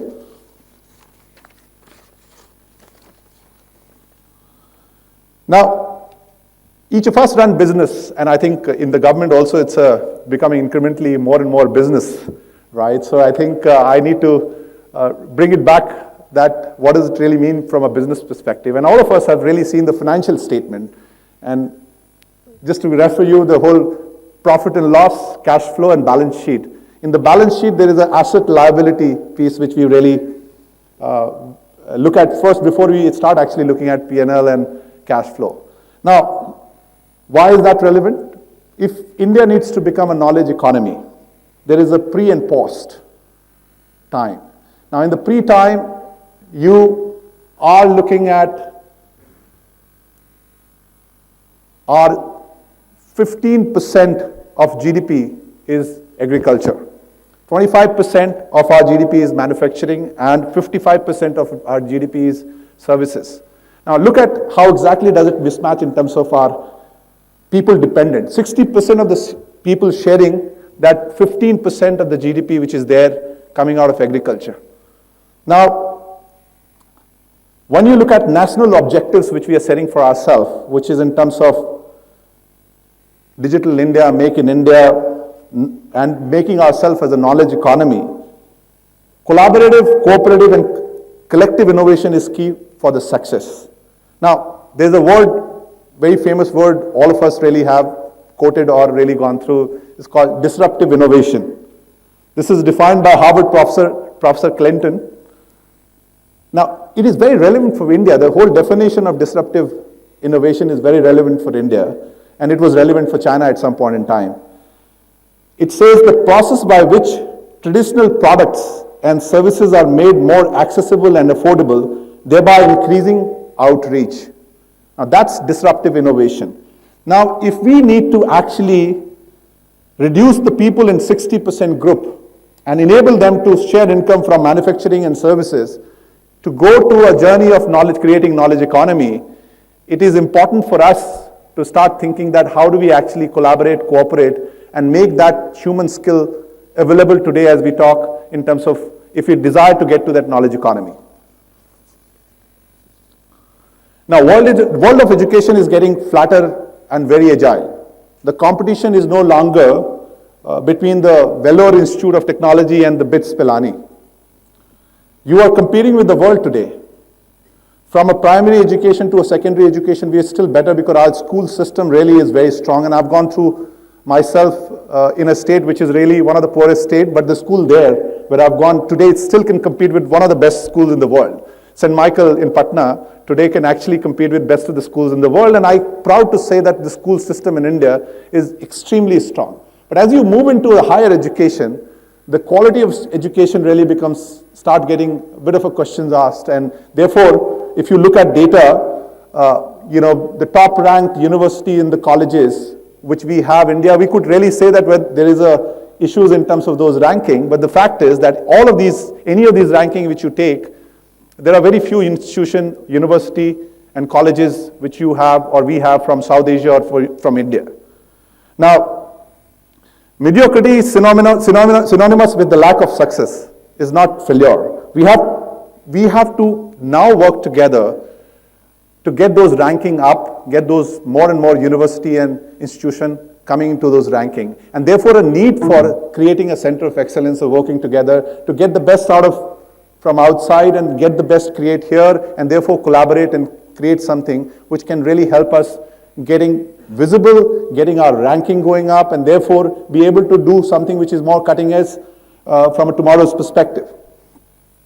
What we have done together for the session is that we've really, Cambridge University Press, Cambridge English, and FICCI put together an agenda for today and tomorrow, which is in terms of really addressing some of these issues. The tomorrow's session is actually dealing with how will we enable teachers, therefore teacher development. That's one of the topics which we're dealing tomorrow with. How do we disrupt using the digital technology? That's the second topic which we're discussing tomorrow. What role employability or stroke skill to address the whole asset liability mismatch which I talked about. Research and innovation in higher education space to get us the world radar and help us getting into the knowledge economy journey which we are unleashing for ourselves. Now, that is what the agenda which we have planned from between today and tomorrow, and I think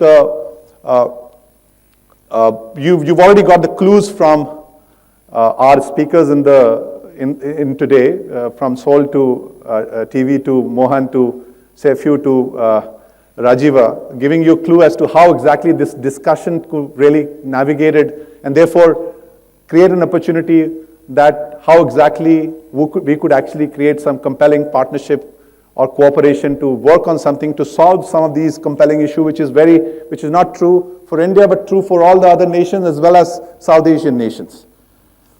Now with this, what I really want to give you a small quote. 53 years back, Martin Luther King wrote a letter. And the letter goes, "The movement which only moves people is revolt. But the movement which changes both people and institution is the revolution." We're part of institution, we are the institution. We collectively have power to change the world working together. The power of collaboration, we've had speakers talking about the collaboration and cooperation, what it can do. Let's all put together our heads between today and tomorrow and see if we can actually work together, creating some greater opportunity for solving some of the issues which we are facing, and therefore help us building a knowledge economy in the region of South Asia, in India, and helping each other to actually get some recognition in a time which is very important, in a time which is really, it comes once. I was listening to the speaker today, and these times comes only once, and India today has this time in terms of population dividend, which is really helping you to do some of these things and answer some of these questions which we have in front of ourselves. So let's use today and tomorrow to engage and to collaborate together. Thank you very much.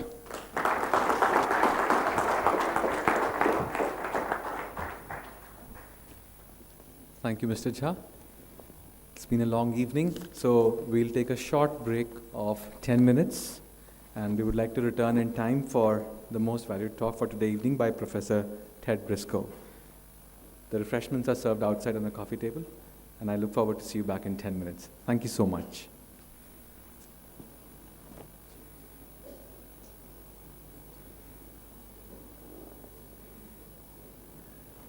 Yeah, session after this.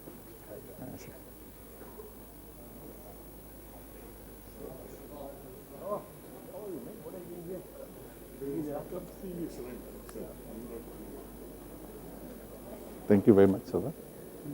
Very welcome. Thank you. Sorry. Yeah, you got people 170.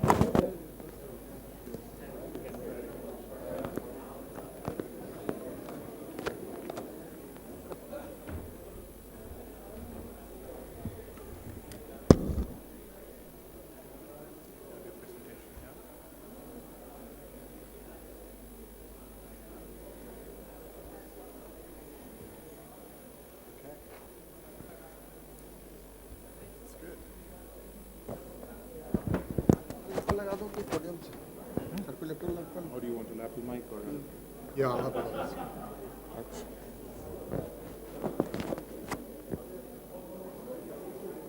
I'll actually stick it in my pocket. It's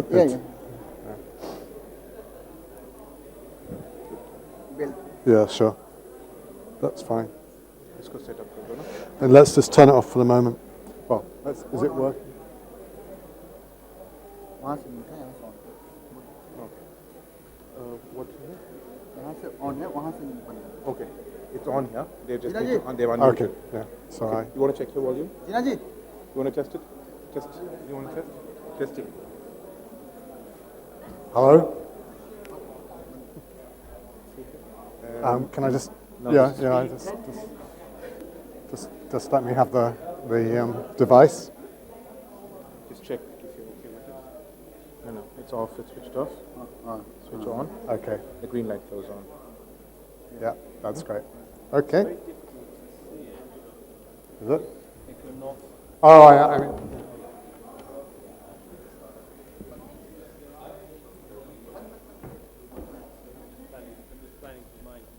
Yeah, how do you want to do it? Well, I'm trying to work out how best to do it because I have a PowerPoint, so I need. Have you got a clicker? Yeah, clicker is here.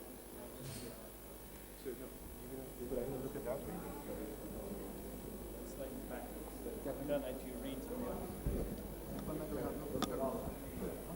I might just go for hiding behind the lectern because that works, does it? You reckon? It will do if I turn it on. Yeah. I got to. There's always something with it. I got to CUP the other day. Hello. Clicker wouldn't work. I just need to get something to eat. Hello. Speaker पे बंद करिए. Hello.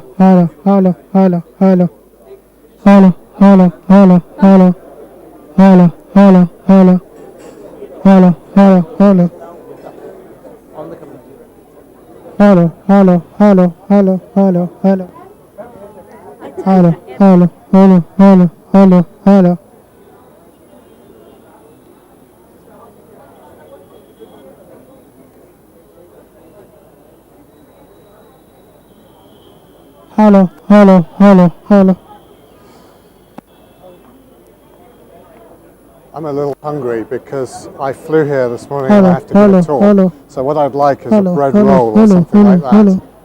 Can you manage that? Okay. Hello.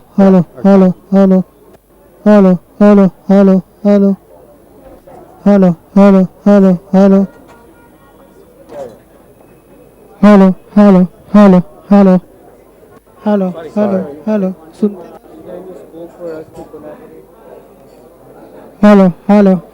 Hello तुमने तो open के फर्क दिया hello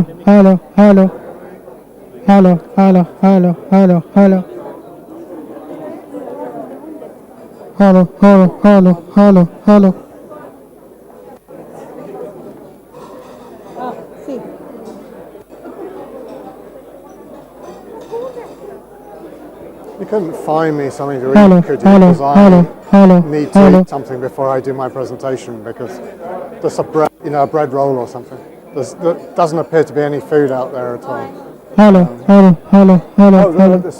They're eating something. I'll find some.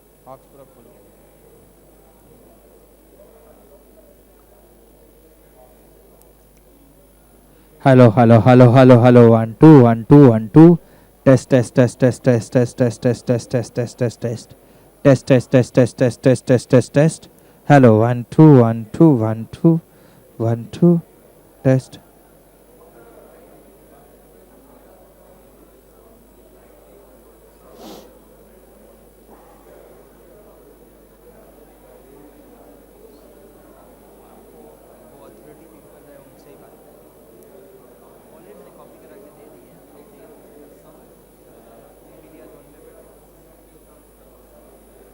Hello, hello, hello. 1 2 1 2 1 2 1 2 1 2 1 2 1 2 1 2 1 2 1 2 1 2. Hello, 1 2 1 2 1 2 1 2 1 2 1 2 1 2 1 2. Test test test test test test test test test test test test.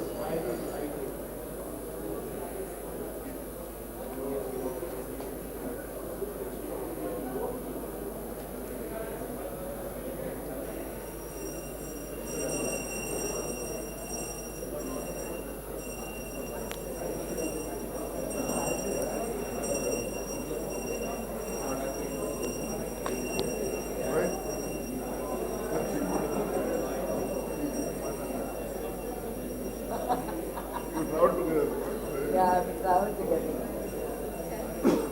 Soul is doing his best to get people here. Is that Saul ringing the bell? It's really good to choose.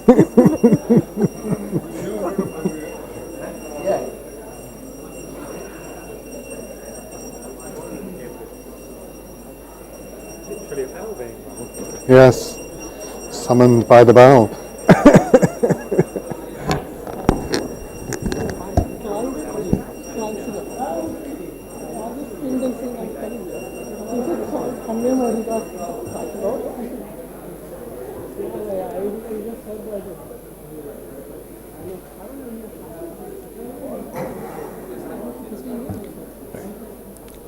Welcome back.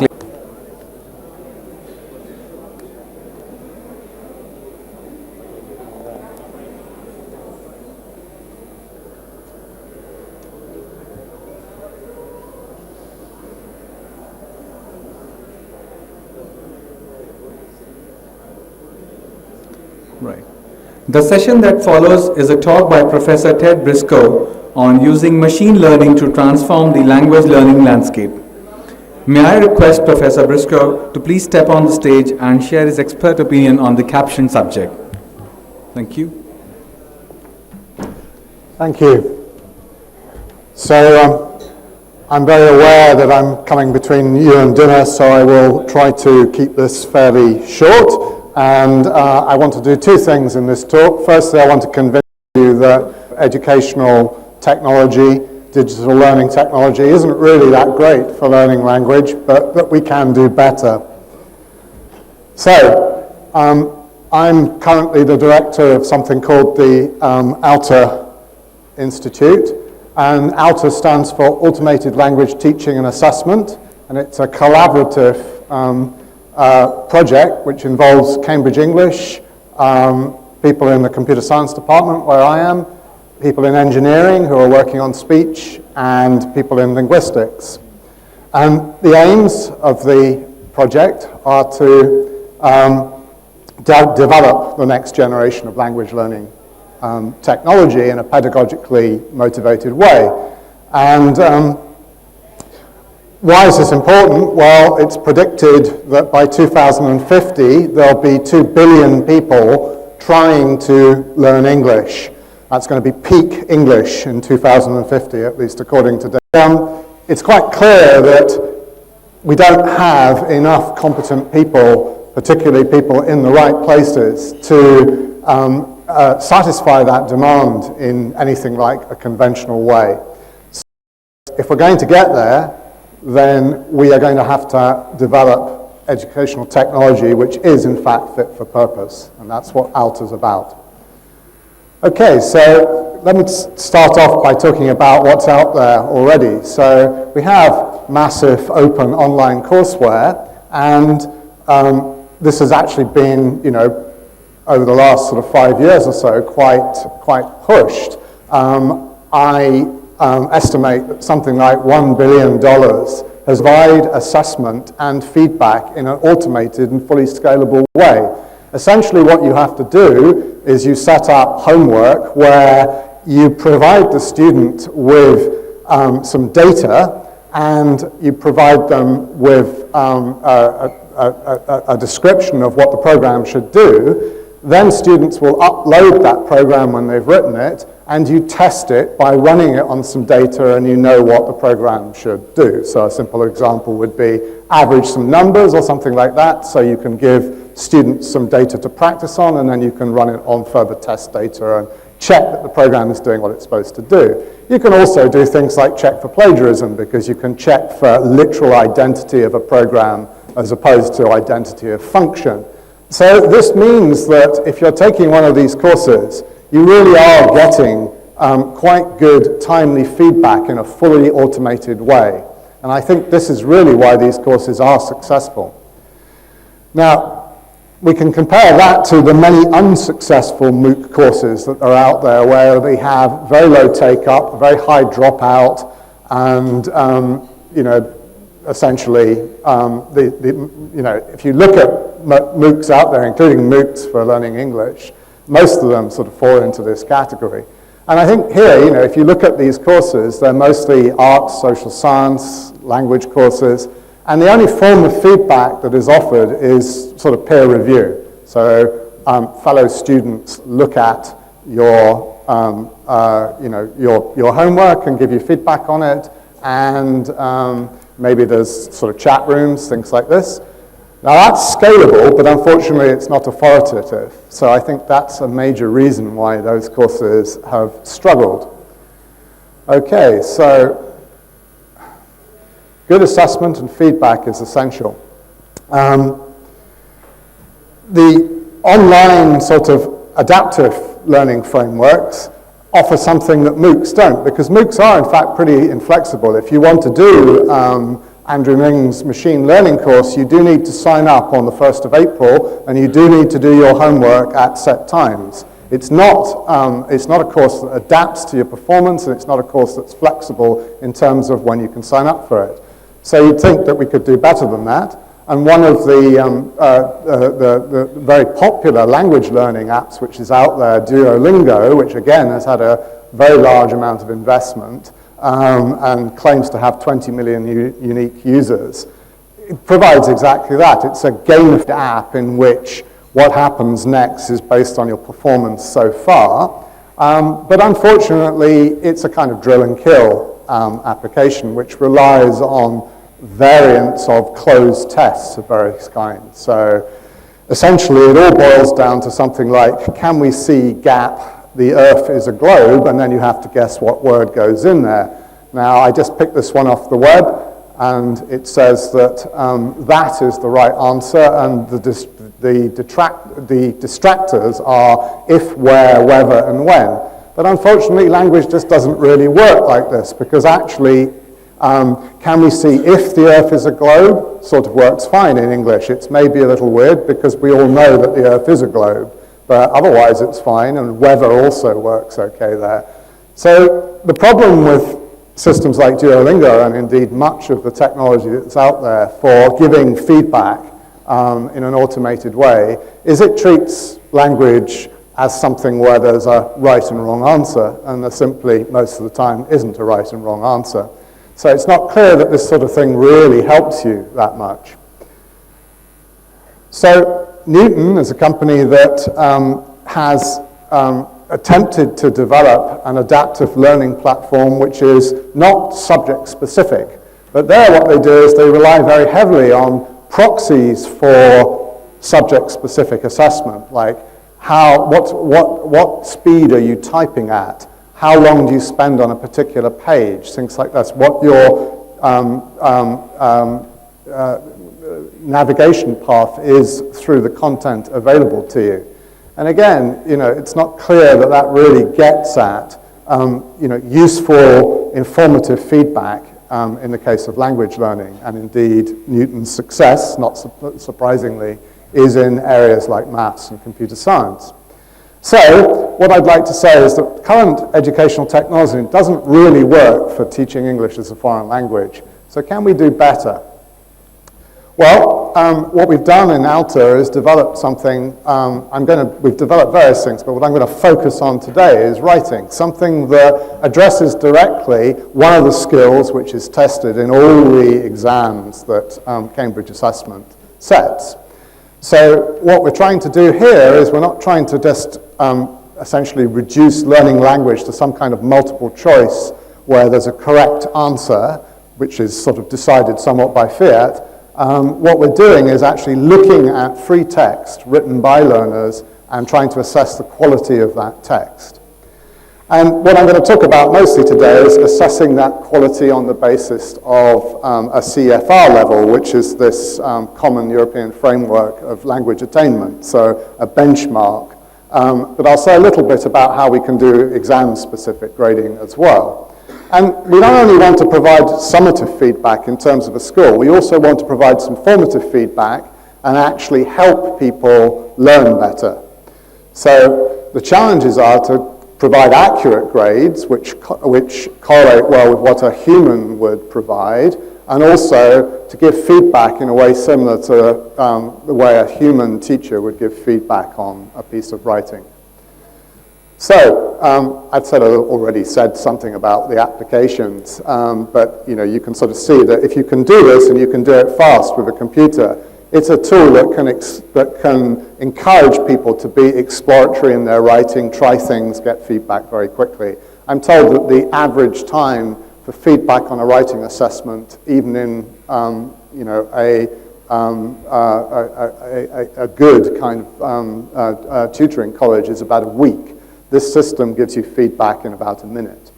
So as a learning tool, it's potentially quite useful. And then there are other applications which I've written down here, which I won't dwell on for the moment. So we're going to use machine learning to build something that can assess the quality of an arbitrary piece of text. And machine learning is all about taking data and having some function that you're trying to, learning some function. And the data that we have is essentially, from my point of view, the sort of the treasure that Cambridge English has gathered over the years. It's a thing called the Cambridge Learner Corpus. It's about 60 million words of data, of which about 40 million words have been error-coded. It's all based on examination scripts that have been submitted over the years, and these have all been transcribed. A few of them are based on computer-based testing, but most are handwritten and they've been transcribed. And for each of these, we have a score which was given by a human examiner. So the machine learning problem is to learn a function that maps from the text to that score so that we can predict new scores with high accuracy. And we'd also like to use the error coding to give people formative feedback. So how do we go about doing this? Well, Here's a sample of what the text looks like. This is a sort of something that somebody has written in response to some kind of prompt about writing a letter. And you can see in red the mistakes that they've made and the hand error-coded corrections of those. And I haven't shown the score, but this might be graded so that it's graded to be B2 or something like that on the CFR scale. So the process that's been gone through is to transcribe the handwritten script with its errors and then annotate that with these error codes. So here, then some though occurred to me is the three errors in that have been error coded. So what we do is we take these texts and we apply computational linguistics tools to them. So what we've done here is we've just applied a parser which attaches a part of speech to each word, shown in blue. RR just means something like adverb, AT means article, and so on. And then we parse that into phrases. And here I've parsed the correct version of this sentence, the corrected version, which we've extracted from the corpus. And here I've parsed the incorrect version. And you can see that the tree is a different shape. And if you look at this one, you can see that it's headed by tfrag, which says that the parser hasn't been able to find a grammatical analysis for it. And several of the rules have R on the end, which is a cue that they're slightly unusual rules. So you can see how this actually gives us a space of possible features that just go beyond the actual text itself. And these features are going to be cues that the machine learning algorithm can pick up on and wait to learn to score the text with good accuracy. So I'm going to start off, first of all, just talking about how we do score a piece of text. So what we're trying to do is really weight linguistic competence against linguistic performance. So somebody who just writes a bunch of 3-word sentences and makes no error isn't necessarily displaying a lot of competence. On the other hand, they don't make any errors. Somebody who produces a lot of sentences with subordination, relative clauses, and so on may make a few errors, but may overall look like somebody who's more proficient with the language. And then we want to provide feedback in a way which is comprehensible to a learner. So here's how machine learning works. We take training data, which comes with labels, in this case grades, and we extract features based on this enlarged space of possible features after we've run the parser on the system and so on. And then we build a model, and then we use that model to make predictions about new texts that haven't been labeled already. And there are various kinds of models you can use here, and I'm going to say that a ranking model is the right model to use. Other people who've tried this have mostly treated it as a regression problem. It turns out that ranking is the right way to think about this because a grading system is just an ordinal scale. You can talk about something being A, B, or C, 1, 2, or 3. And what ranking does is just say, what does this text look like in terms of where is it on this rank? Is it a 1 or a 2? If it looks more like a 2, is it a 2 or a 3? And so on. And there are efficient algorithms for doing this very fast.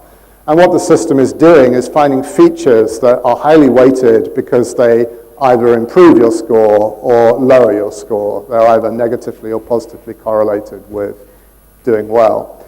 And the sorts of features we learn are based on sequences of words in the data. They're also based on part of speech sequences.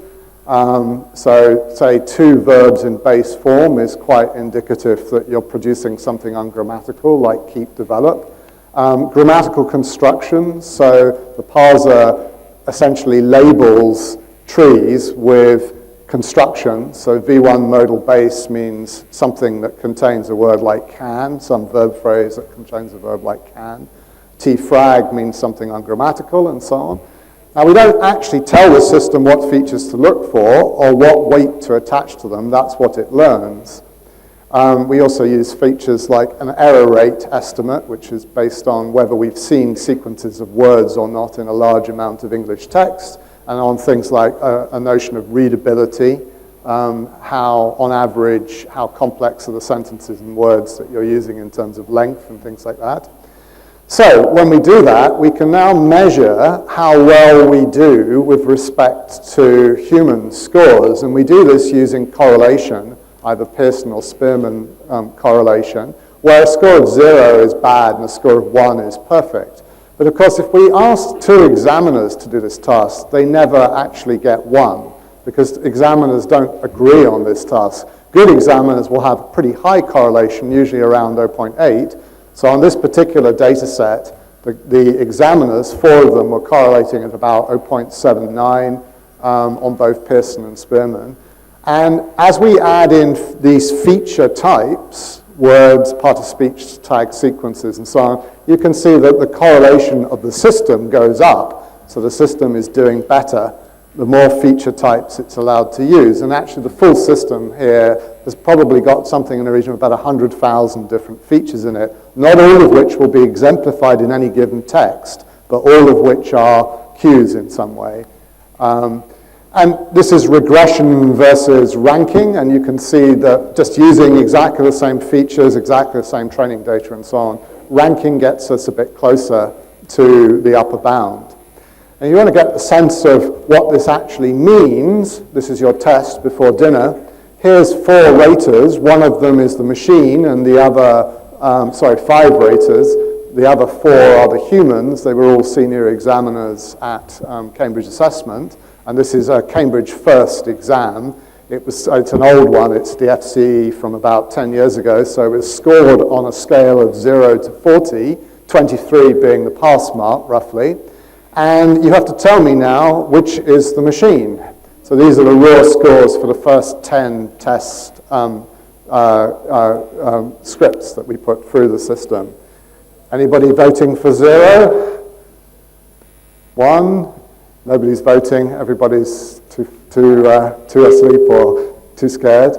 Well, it's difficult to see which is the machine and which is the examiner. Actually, 0 is the machine and the others are the examiners. So, what sort of features does the system pull out? Well, this is again this FCE exam which tests the B1, B2 boundary. And if you look at the marking rubrics and you look at the descriptions of what you should do to be B2, one of the things it emphasizes a lot is that you should be able to express modality and things like that. You should be able to use elaborated language. So the most important feature of all is the error rate, which I haven't shown here. But the next most important feature is, do you use adjectival and adverbial phrases? So that's a feature that covers a lot of language, and basically the more that occurs in your writing, the more the parser finds adverbial and adjectival phrases, the more likely you are to get a good score. The next most important feature is negatively correlated with parsing, and it's the T-frag feature. So the more ungrammatical stuff that you produce, the less likely you are to pass. And as you look down that list, you can see that there's words like necessary and could and so on, and these are all about modality. So what the machine has actually learned is feature instances in this space of feature types, which are capturing some of the rubric that's given to examiners. Okay, so now how do we show this to people? Well, we show it to them on a sliding scale like this, which goes from red to green, or at least we used to do this. And that gives people a sense of how they're doing, and if they make some changes to their text and resubmit it, then one of these 2 arrows will hopefully go up a bit, and that will encourage them to keep trying to improve their piece of writing. Okay, so here's a text where you can see that this is an exam script which has gone in there, and you can see that the scores jumped up quite a bit when I put this better piece of text in there. So that's all very well, but it's a bit depressing if you're trying to be B2 and you're in fact graded as A2 or something, and all you get is that score. So what we'd also like to do is give people enough formative feedback that they know where to focus their effort to improve their writing. So here, what's very important is to give people useful feedback which is correct, and not to give people spurious feedback, tell them that things that they've done that are actually fine are wrong. Think back to that closed test example that I gave you. So we aim not to capture every single mistake that people make, but rather just the ones that we're fairly secure about. And we do this by deriving rules from that error-coded corpus, also from a dictionary, And we also have a machine learning system which is based on deep learning these days. So it's state-of-the-art machine learning, the machine learning that's going to take over all your jobs and everything else. And actually using state-of-the-art machine learning, we get a precision of about 90%. So we only tell people something's wrong when in fact it's okay about 10% of the time. But we're only capturing on average about 10% of the errors. Now, actually, that does mimic somewhat what examiners do. Examiners don't, teachers do when they're marking writing. They don't go through everything and mark everything. So, some of these rules, some of these errors, we're able to give people feedback on. So we've actually seen a very specific error in data. So we see something like he wants to, and we know that the correction would be wants. So with that, we actually give people prompts. So here's a silly piece of text that I put in where and etc, it says, well, maybe you don't need and here if you've got etc. And then for etc, it says, a different word might be better here, perhaps so on. Now, that's a cue to what you should do, but it's not actually correcting the text for it, and it's not intended to. It's intended to make you think. So if you do both those things, you'd end up with horizons, so on. And that's also going to be marked as an error when you resubmit it. So this isn't a grammatical correction system. It's a prompt system to try and help you think and improve your language. So it's meant to be, it's meant to be a pedagogical system rather than I just want to write my, I just want my English corrected, please. The machine learning system looks for other errors where we're not confident about the correction, but we can indicate that there's an error in a particular region of the text so that we can say, have a look at this and have a think about it.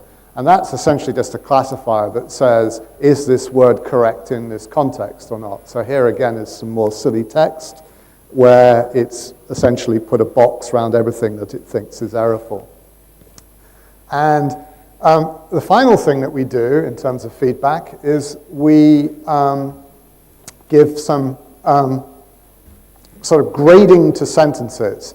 So the idea is if we're not able to identify a specific region and a particular word and make a suggestion, or at least identify a word as being the locus of an error, we can maybe look at a whole sentence and say this sentence isn't quite right.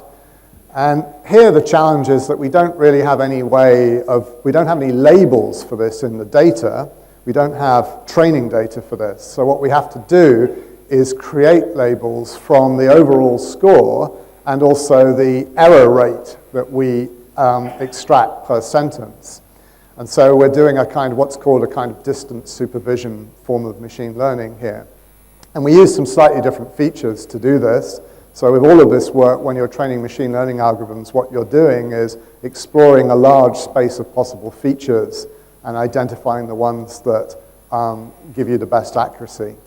So here you can see some sentences from the corpus with the correct versions at the top. So this is the error-coded corpus. And at the bottom, the incorrect versions that somebody wrote in response to some exam prompt. And you can see that what the system's doing here is it's coloring green or orange, the correct versions, and or green or yellow, the correct versions, and orange or red, the incorrect ones. So we're again using this kind of traffic light metaphor from green good to red bad. So we've been able to bootstrap a machine learning model that actually does rank these kinds of sentences appropriately. And so now when you look at the system is not only giving you a grade, but it's also coloring sentences, and it's putting boxes around bits of sentences and saying, this is where you need to focus your effort in order to improve your writing.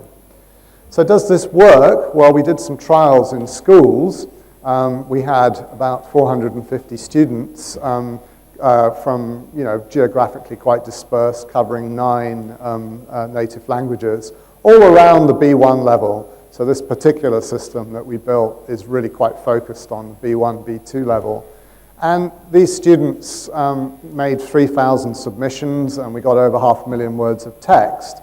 And they wrote things that were roughly appropriate to taking the Cambridge first exam, about 200 words of text to various prompts. And they revised their texts on average 3.2 times, although one chap revised his text 54 times. which is pretty energetic. But the thing that really pleased us is that in 80% of cases, the revisions were actually improvements. So the formative feedback that we're giving automatically is good enough that people are much more often, than chance, are able to improve their text. So they're able to learn a bit from this. We also asked people lots of questions and got them to rate the system. There was a change between trial 1 and trial 2 in terms of the interface, because interfaces on systems like this are very critical to whether users like them. And basically, on a scale of 1 to 5, you can see that the numbers are relatively positive. So people like the system. And here's just a couple of, we had loads and loads of sort of qualitative feedback like this. I like that the paragraphs which I wrote assess so quickly. Secondly, I really like that student can correct his text till it gets ideal. Maybe he should have put it through the system before he sent it back to us. And that's good, because he's figured out, that guy's figured out what the value of this is to him. It's instant feedback. He can explore and try different things. Second guy says, it's okay, the way of coloring system. The problem is that it doesn't tell you specifically what's wrong with constructions, so you have to think what you failed. So he's one of those students who wants you to tell him the answer. And we don't want to do that. We want him to think. So we got a lot of comments, and people liked it. It's been running on the web as a cloud service for about 18 months now, and we get about an average of about 1,000 submissions a week. It has gone as high as 6,000 submissions. It peaks a bit around exam times and things like that. So that's a kind of proof of concept that we can give people good, useful feedback which helps them improve their writing and get out of the multiple choice, there's a correct answer kind of paradigm. Now what I'm just going to do quickly is just show you a few extensions of this. So one thing we did a few years ago is we built an IELTS-specific system. One reason we wanted to do this as a research thing is because IELTS is actually graded on 4 dimensions. So there's a task achievement dimension, how much of you addressed the prompt that you were given. There's coherence and cohesion, which is about how well organized your writing is. There's lexical resource, which essentially just means have you used a wide range of vocabulary. There's grammar, and eventually all of that is combined into an aggregate grade. So now we can score on 4 dimensions, and we've got 2 kinds of texts, one of which is a bit longer than the Cambridge First text. And this is what happens. This is again an experiment where we've got 4 senior examiners, and the upper bound for the 4 senior examiners is shown at the bottom of each box for all of these different dimensions and for the aggregate grade. And you can see it's somewhere 0.8 or above, so it's pretty good. And you can see that the system, in some cases, is as good as the examiners, and in some cases, it's a point or 2 below. But again, if I showed you raw grades, you wouldn't really be able to tell which is the machine and which is the examiner. And this is interesting to us because in a tutoring system, we probably would want to provide scores along these different dimensions, because if you're doing bad on the discourse score, the coherence and cohesion score, for example, that tells your teacher what you should be going away and practicing. Not how to write a relative clause, but maybe how to use discourse connectives and things like that. So we think eventually this kind of feedback would be useful in the tutoring context. What about validity? So if you know there's a machine marking your text, can you beat it? Is there some way that you can put text in which will get you a high score when you don't actually know much English? So you might imagine, some kind of random reordering of words or something like this would work, but actually it doesn't. So any kind of random reordering of the words, and the parser will start to say this is ungrammatical. What does lead in this system that I showed you to scores that deviate a lot from what a human examiner would give is if we random reorder sentences, because the system I showed you is really judging sentences, and it's judging a piece of text as a set of sentences. And it turned out that when we added features about discourse, they didn't improve the score. But on the other hand, that does mean that in order to do well in this system, you could simply memorize a bunch of sentences and reproduce them, and you get a high score. So you can see here that if you look at these evaluations are done on some artificial text that we produce by manipulating real text and then asking humans to score them and then comparing that to the machine score. And you can see that for sentence reordering, the correlation is now extremely poor. So can we do anything about that? Well, we can, because what we can do is measure the coherence between two sentences in terms of the average semantic relatedness of the words in the sentences. And then we keep doing that for each pair of sentences through the whole text, and we get a score for coherence by doing that. And semantic relatedness of words is done by forming a vector of the co-occurrences of words and measuring the cosine distance between them, for those of you who are technically interested. Anyway, this is something that you can compute pretty fast, and when you do this, it turns out that now if we throw those kinds of funny reordered texts into the mix, we still get a pretty high correlation with the human examiners. So in other words, this is a system that isn't doing something superficial and trivial, like just counting how many words you put in. So you can't beat this thing by going blah, blah, blah, blah, blah, or word 1, word 2, word 3, or something. You do actually need to write both grammatical and coherent text to get a good score. Okay, so a few years ago, there was a bit of a media excitement about robot graders of text. It was mostly, the target was E-Rater, which is ETS's essay marking system, which works in a rather different way, but attempts to solve the same problem. And an enterprising journalist decided that what he would do is stick Winston Churchill's very famous "We will fight them on the beaches" speech, which he cut and pasted out of Wikipedia, through E-Rater and see what happened. And E-Rater said, that's an extremely repetitive piece of text, and gave it a very, very low score. And the journalist's conclusion was, well, this is one of the greatest, most rhetorically effective speeches ever, etc., so E-Rater must be a load of rubbish. So this is us doing Churchill's speech.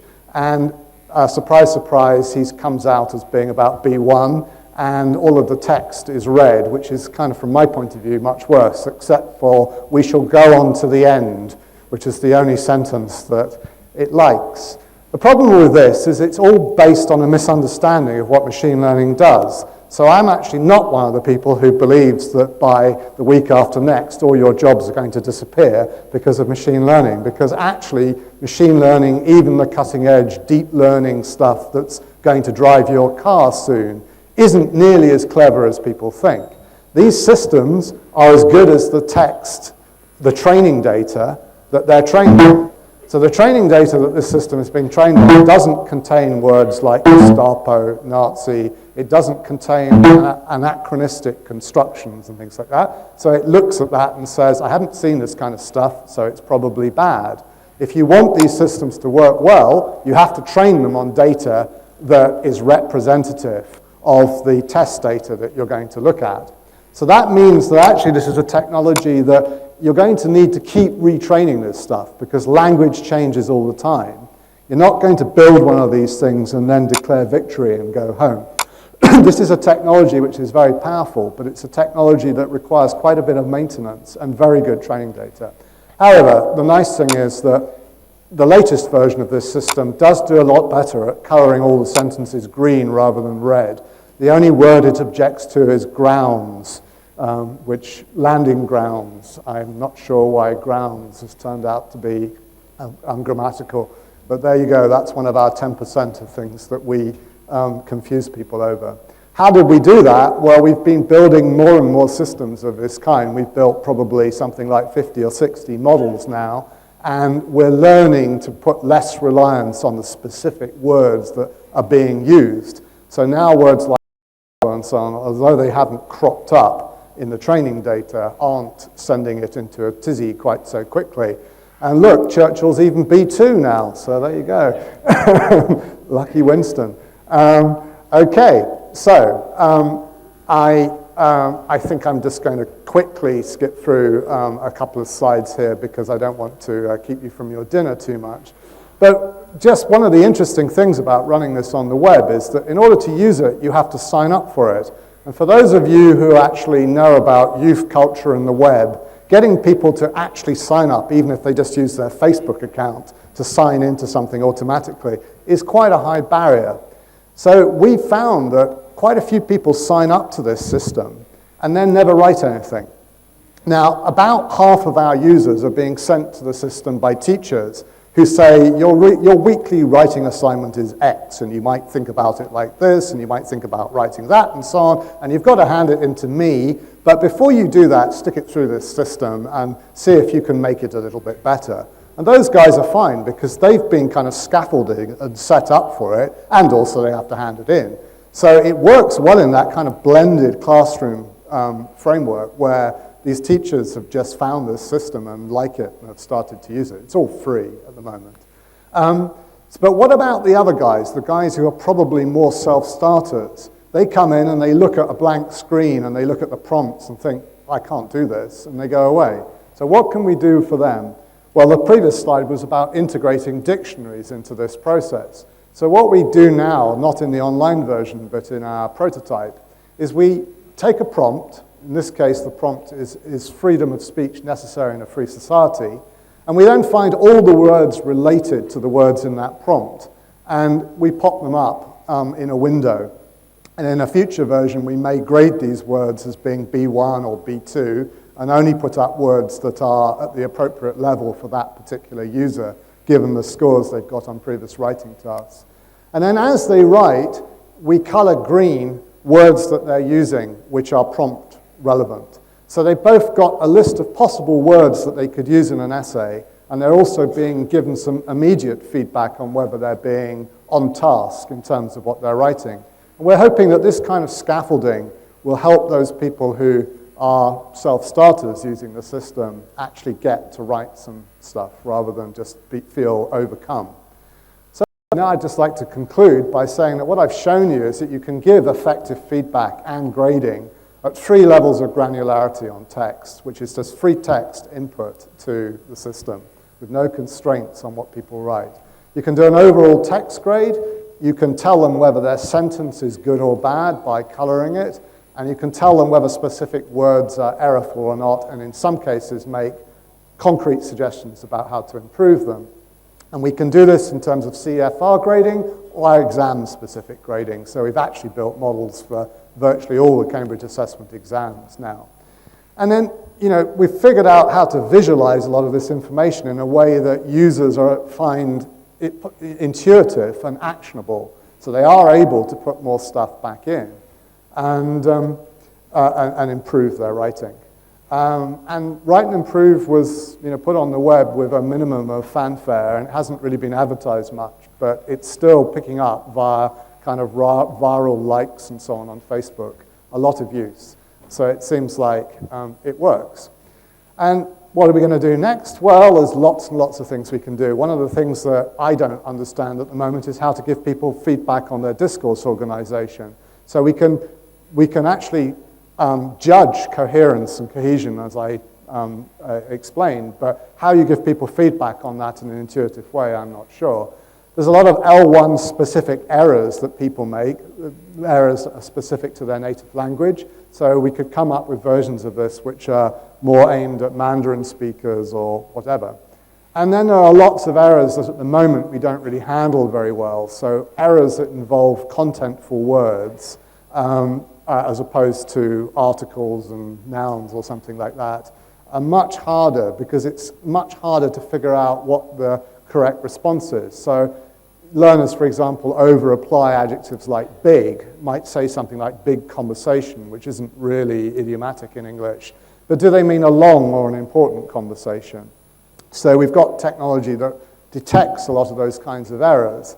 But again, you have to be careful what feedback you give people, because in the limit, you'd have to know what their communicative intent is to give them accurate feedback at that point. So again, it's kind of what's pedagogically helpful there, short of rewriting the stuff to mean something different from what they intended. And profiling people in terms of the errors they make. If you make a lot of preposition errors, maybe you should go off and look at a module in some courseware about how prepositions work in English. That's something that we hope to do. And finally, there's a lot of work on speaking. So we actually do have a Speak and Improve. If you've ever talked to Siri and your English isn't standard, you'll probably know that it's really quite hard to accurately recognize the words in non-standard English, even for a company like Apple, which has vast amounts of data. So there, the challenge is, can we get word error rates, word recognition error rates in speech low enough that we can effectively apply all the same technology that we've applied to text to transcribed speech and then do a Speak and Improve. And right now, we've got the error rate on text down to about 20%. When we first started doing research on this, it was about 60%. So we're kind of on the way, but we're somewhat behind on writing. So, thank you for listening, and I'm happy to answer any questions. And if you want to play with Write and Improve, you can find it linked off the Cambridge English website, or you can just type Write and Improve into your favorite browser and you'll find it. And I would encourage you to use it, give us some feedback, point your students at it, all the rest of it. Thank you very much.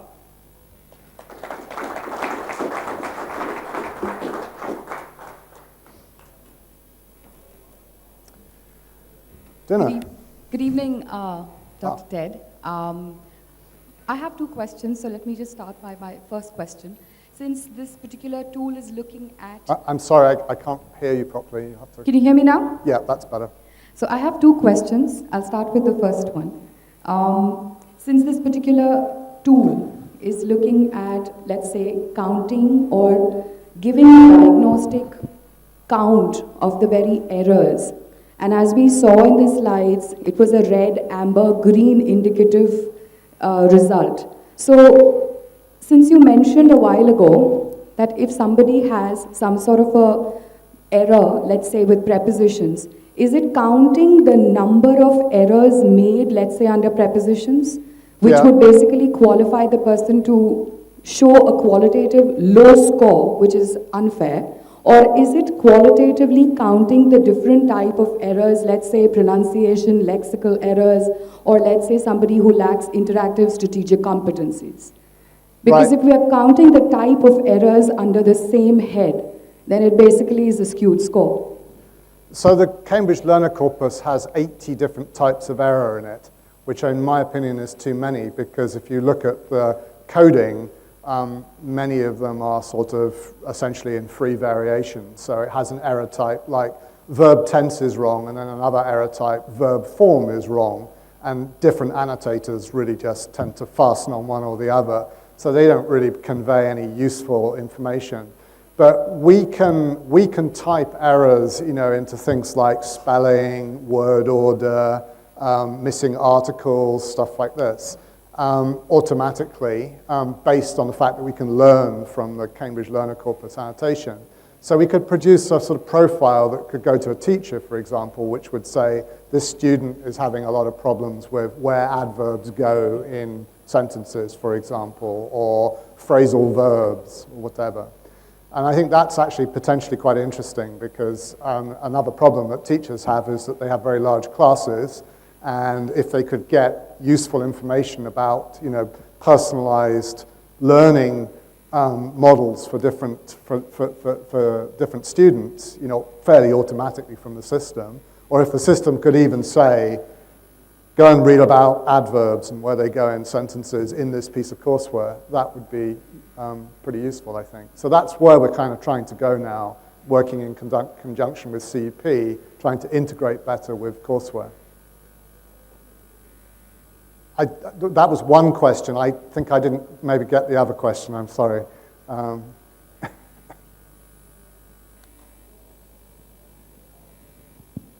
This is about semantic relatedness and what you'd call of adjoining sentences and discourse coherence. Right. Now, what was fascinating for me was that the system was able to provide feedback, and it was seen as extremely valuable by those who took it. But How is this semantic relatedness across sentences being done by your system? That fascinated me. Well, it's based on distributional semantics. So people like Zelig Harris and not Colin Firth. What was Firth's name? The professor at University of London in the 50s. He said, you'll know a word by the company it keeps. And that's essentially the sort of insight behind distributional semantics. So we take billions of words of text, and we simply look at a word's co-occurrence with other words, either in terms of the grammatical relations, so it's all parsed, or alternatively just in a window. And then what you do is you build a vector of the co-occurrences, and for every word you have a vector like that. So you're essentially projecting these words into a very high-dimensional space, and you then measure the cosine distance between them. There are many variants on that, but that's the sort of way it happens. So if you were to look at the output of that, you would probably say, oh, this is all a bit of a mess because we've got two nouns here which are nearly synonymous and they're close together, and two nouns that are antonymous and they're quite close together, and then we've got a verb and a noun that are highly related. They co-occur a lot and they're quite close together. So you don't get a clean linguistic split of the dimensions of relatedness, but it is powerful enough to measure discourse cohesion well. What I don't know with that, though, is how to project that back in an intuitively useful way to the user. We're still thinking about that. Similar kind of machines or softwares, they are developed specifically when we submit the research papers or PhD thesis. And the plagiarism, so how many part of this is repeated? And so is it similar kind of things, plagiarism, testing software? Oh, plagiarism. Well, plagiarism detection is usually done by looking for n-gram overlap. So most plagiarism detection systems are actually quite easy to cheat because what you do is put in adverbs or take out adverbs and things like that, and that will throw a lot of them. And plagiarism detection is rather like spam. It's an adversarial game. So every time somebody comes up with a better spam filter, there's 30 or 40 people out there who make their living out of coming up with ways of automatically getting around that spam filter. I guess you could argue that this is somewhat similar in a sense, in that potentially it's adversarial if you're doing high-stakes, fully automated assessment. But as you might have guessed from what I was telling you about Churchill, I wouldn't advocate that because I don't believe the technology is good enough to do that, or is really going to be good enough to do that any time in the near future.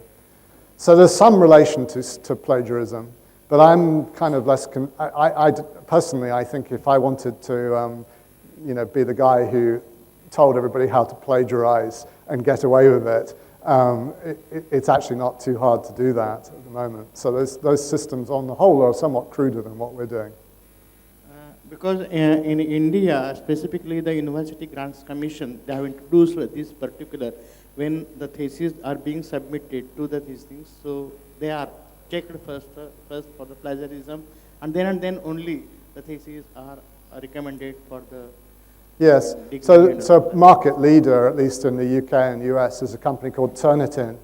And Turnitin are now trying to turn themselves less into the policeman and more into the student helper. So as well as doing plagiarism detection and giving you feedback on bits of your text that they think might be plagiarized, they also now offer you some grammar correction tools and things like that.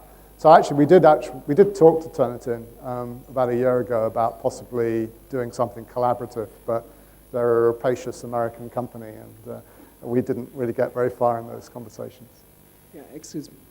Anyone has tried deep learning methods on this? Because the sophisticated version of machine learning is deep learning, whereby there is a Skype version, latest Skype version available, whereby you speak in English and it translates into any other language online. Well, it's not any other language. Speech-to-speech translation is there for about 5 or 6 pairs. It is available.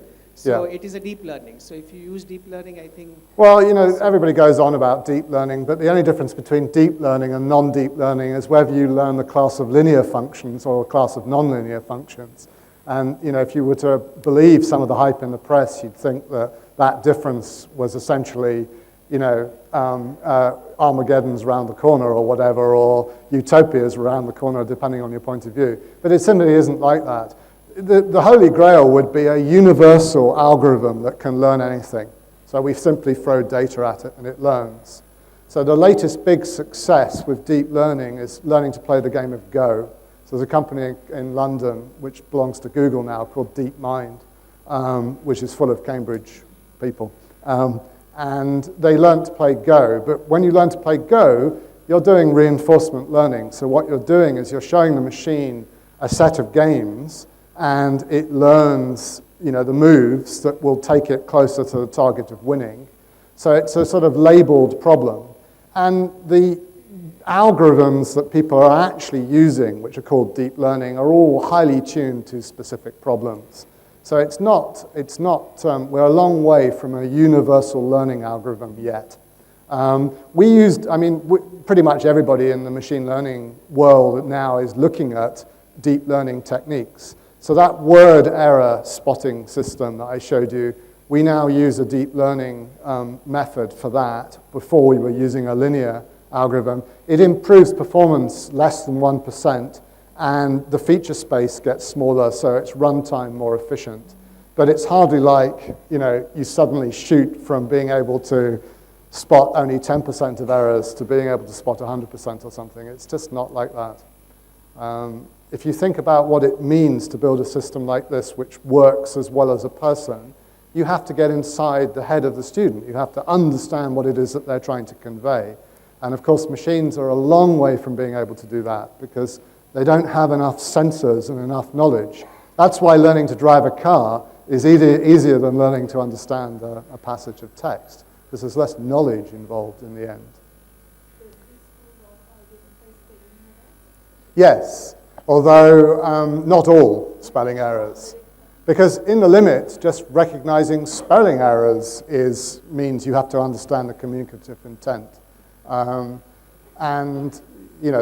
it gets a huge number of the very common spelling errors that learners make because it's trained on 40 million words worth of error-corrected learner text.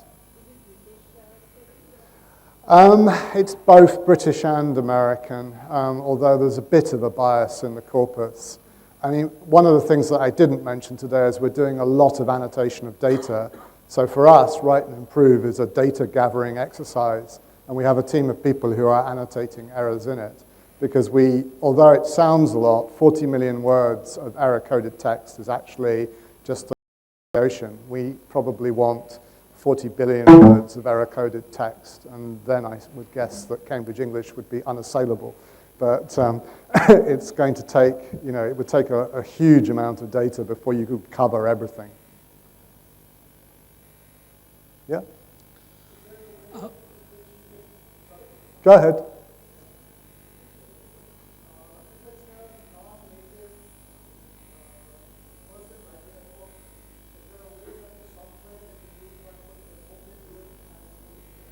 One chap put his whole PhD through in 1,000-word chunks.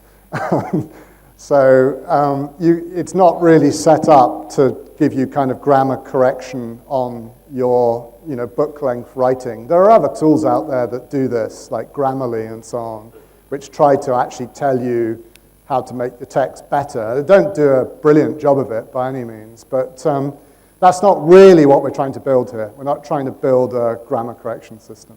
You had a question? Yeah, I just had a question regarding collaboration and learning.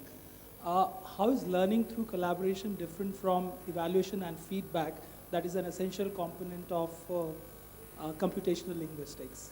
So I guess, in terms of the themes here, we're kind of collaborating because we're doing multidisciplinary research with people in Cambridge English who know about pedagogy and so on. There's machine learning people and people who know about linguistics and so on in this project. But the actual tool is not really a very collaborative thing. It's a bit solipsistic. You sit there and you type in glorious isolation. I think it works much better when it's in a kind of blended framework. So it's very clear that the people who come in and use it because they've been sent to it by a teacher are kind of the ones who make some use of it and get something out of it. So where we want to go with this is we're not trying to say, we want to replace all teachers with automation or something. No Sugata Mitra, throw the teachers away, replace them with the computers. What I want to do is embed this stuff in the kind of courseware, the next generation courseware, so that students get very quick feedback and the courseware can adapt to the error profiles and even the positive profiles. So supposing you never use a relative clause in your writing, you've written 10 pieces, maybe the system will pick that up because it won't parse relative clauses, and it will say, well, if you're B2, you ought to be able to at least produce a subject-relative clause, so why don't you go and read about how subject-relative clauses work or something like that. So I see it as being something that should be embedded in a kind of blended learning framework. And the next version is going to have groups in it. So if you were a learner and you put in a prompt, you can send it to your friends. Or if you're a teacher and you put in a prompt, you can send it to your students. We don't draw a distinction between those. And we hope to make it a little bit more collaborative that way. And we have some other ideas about how to make this more interactive. Certainly when we look at speech, that will be interactive. Dinner? Thank you very much for listening.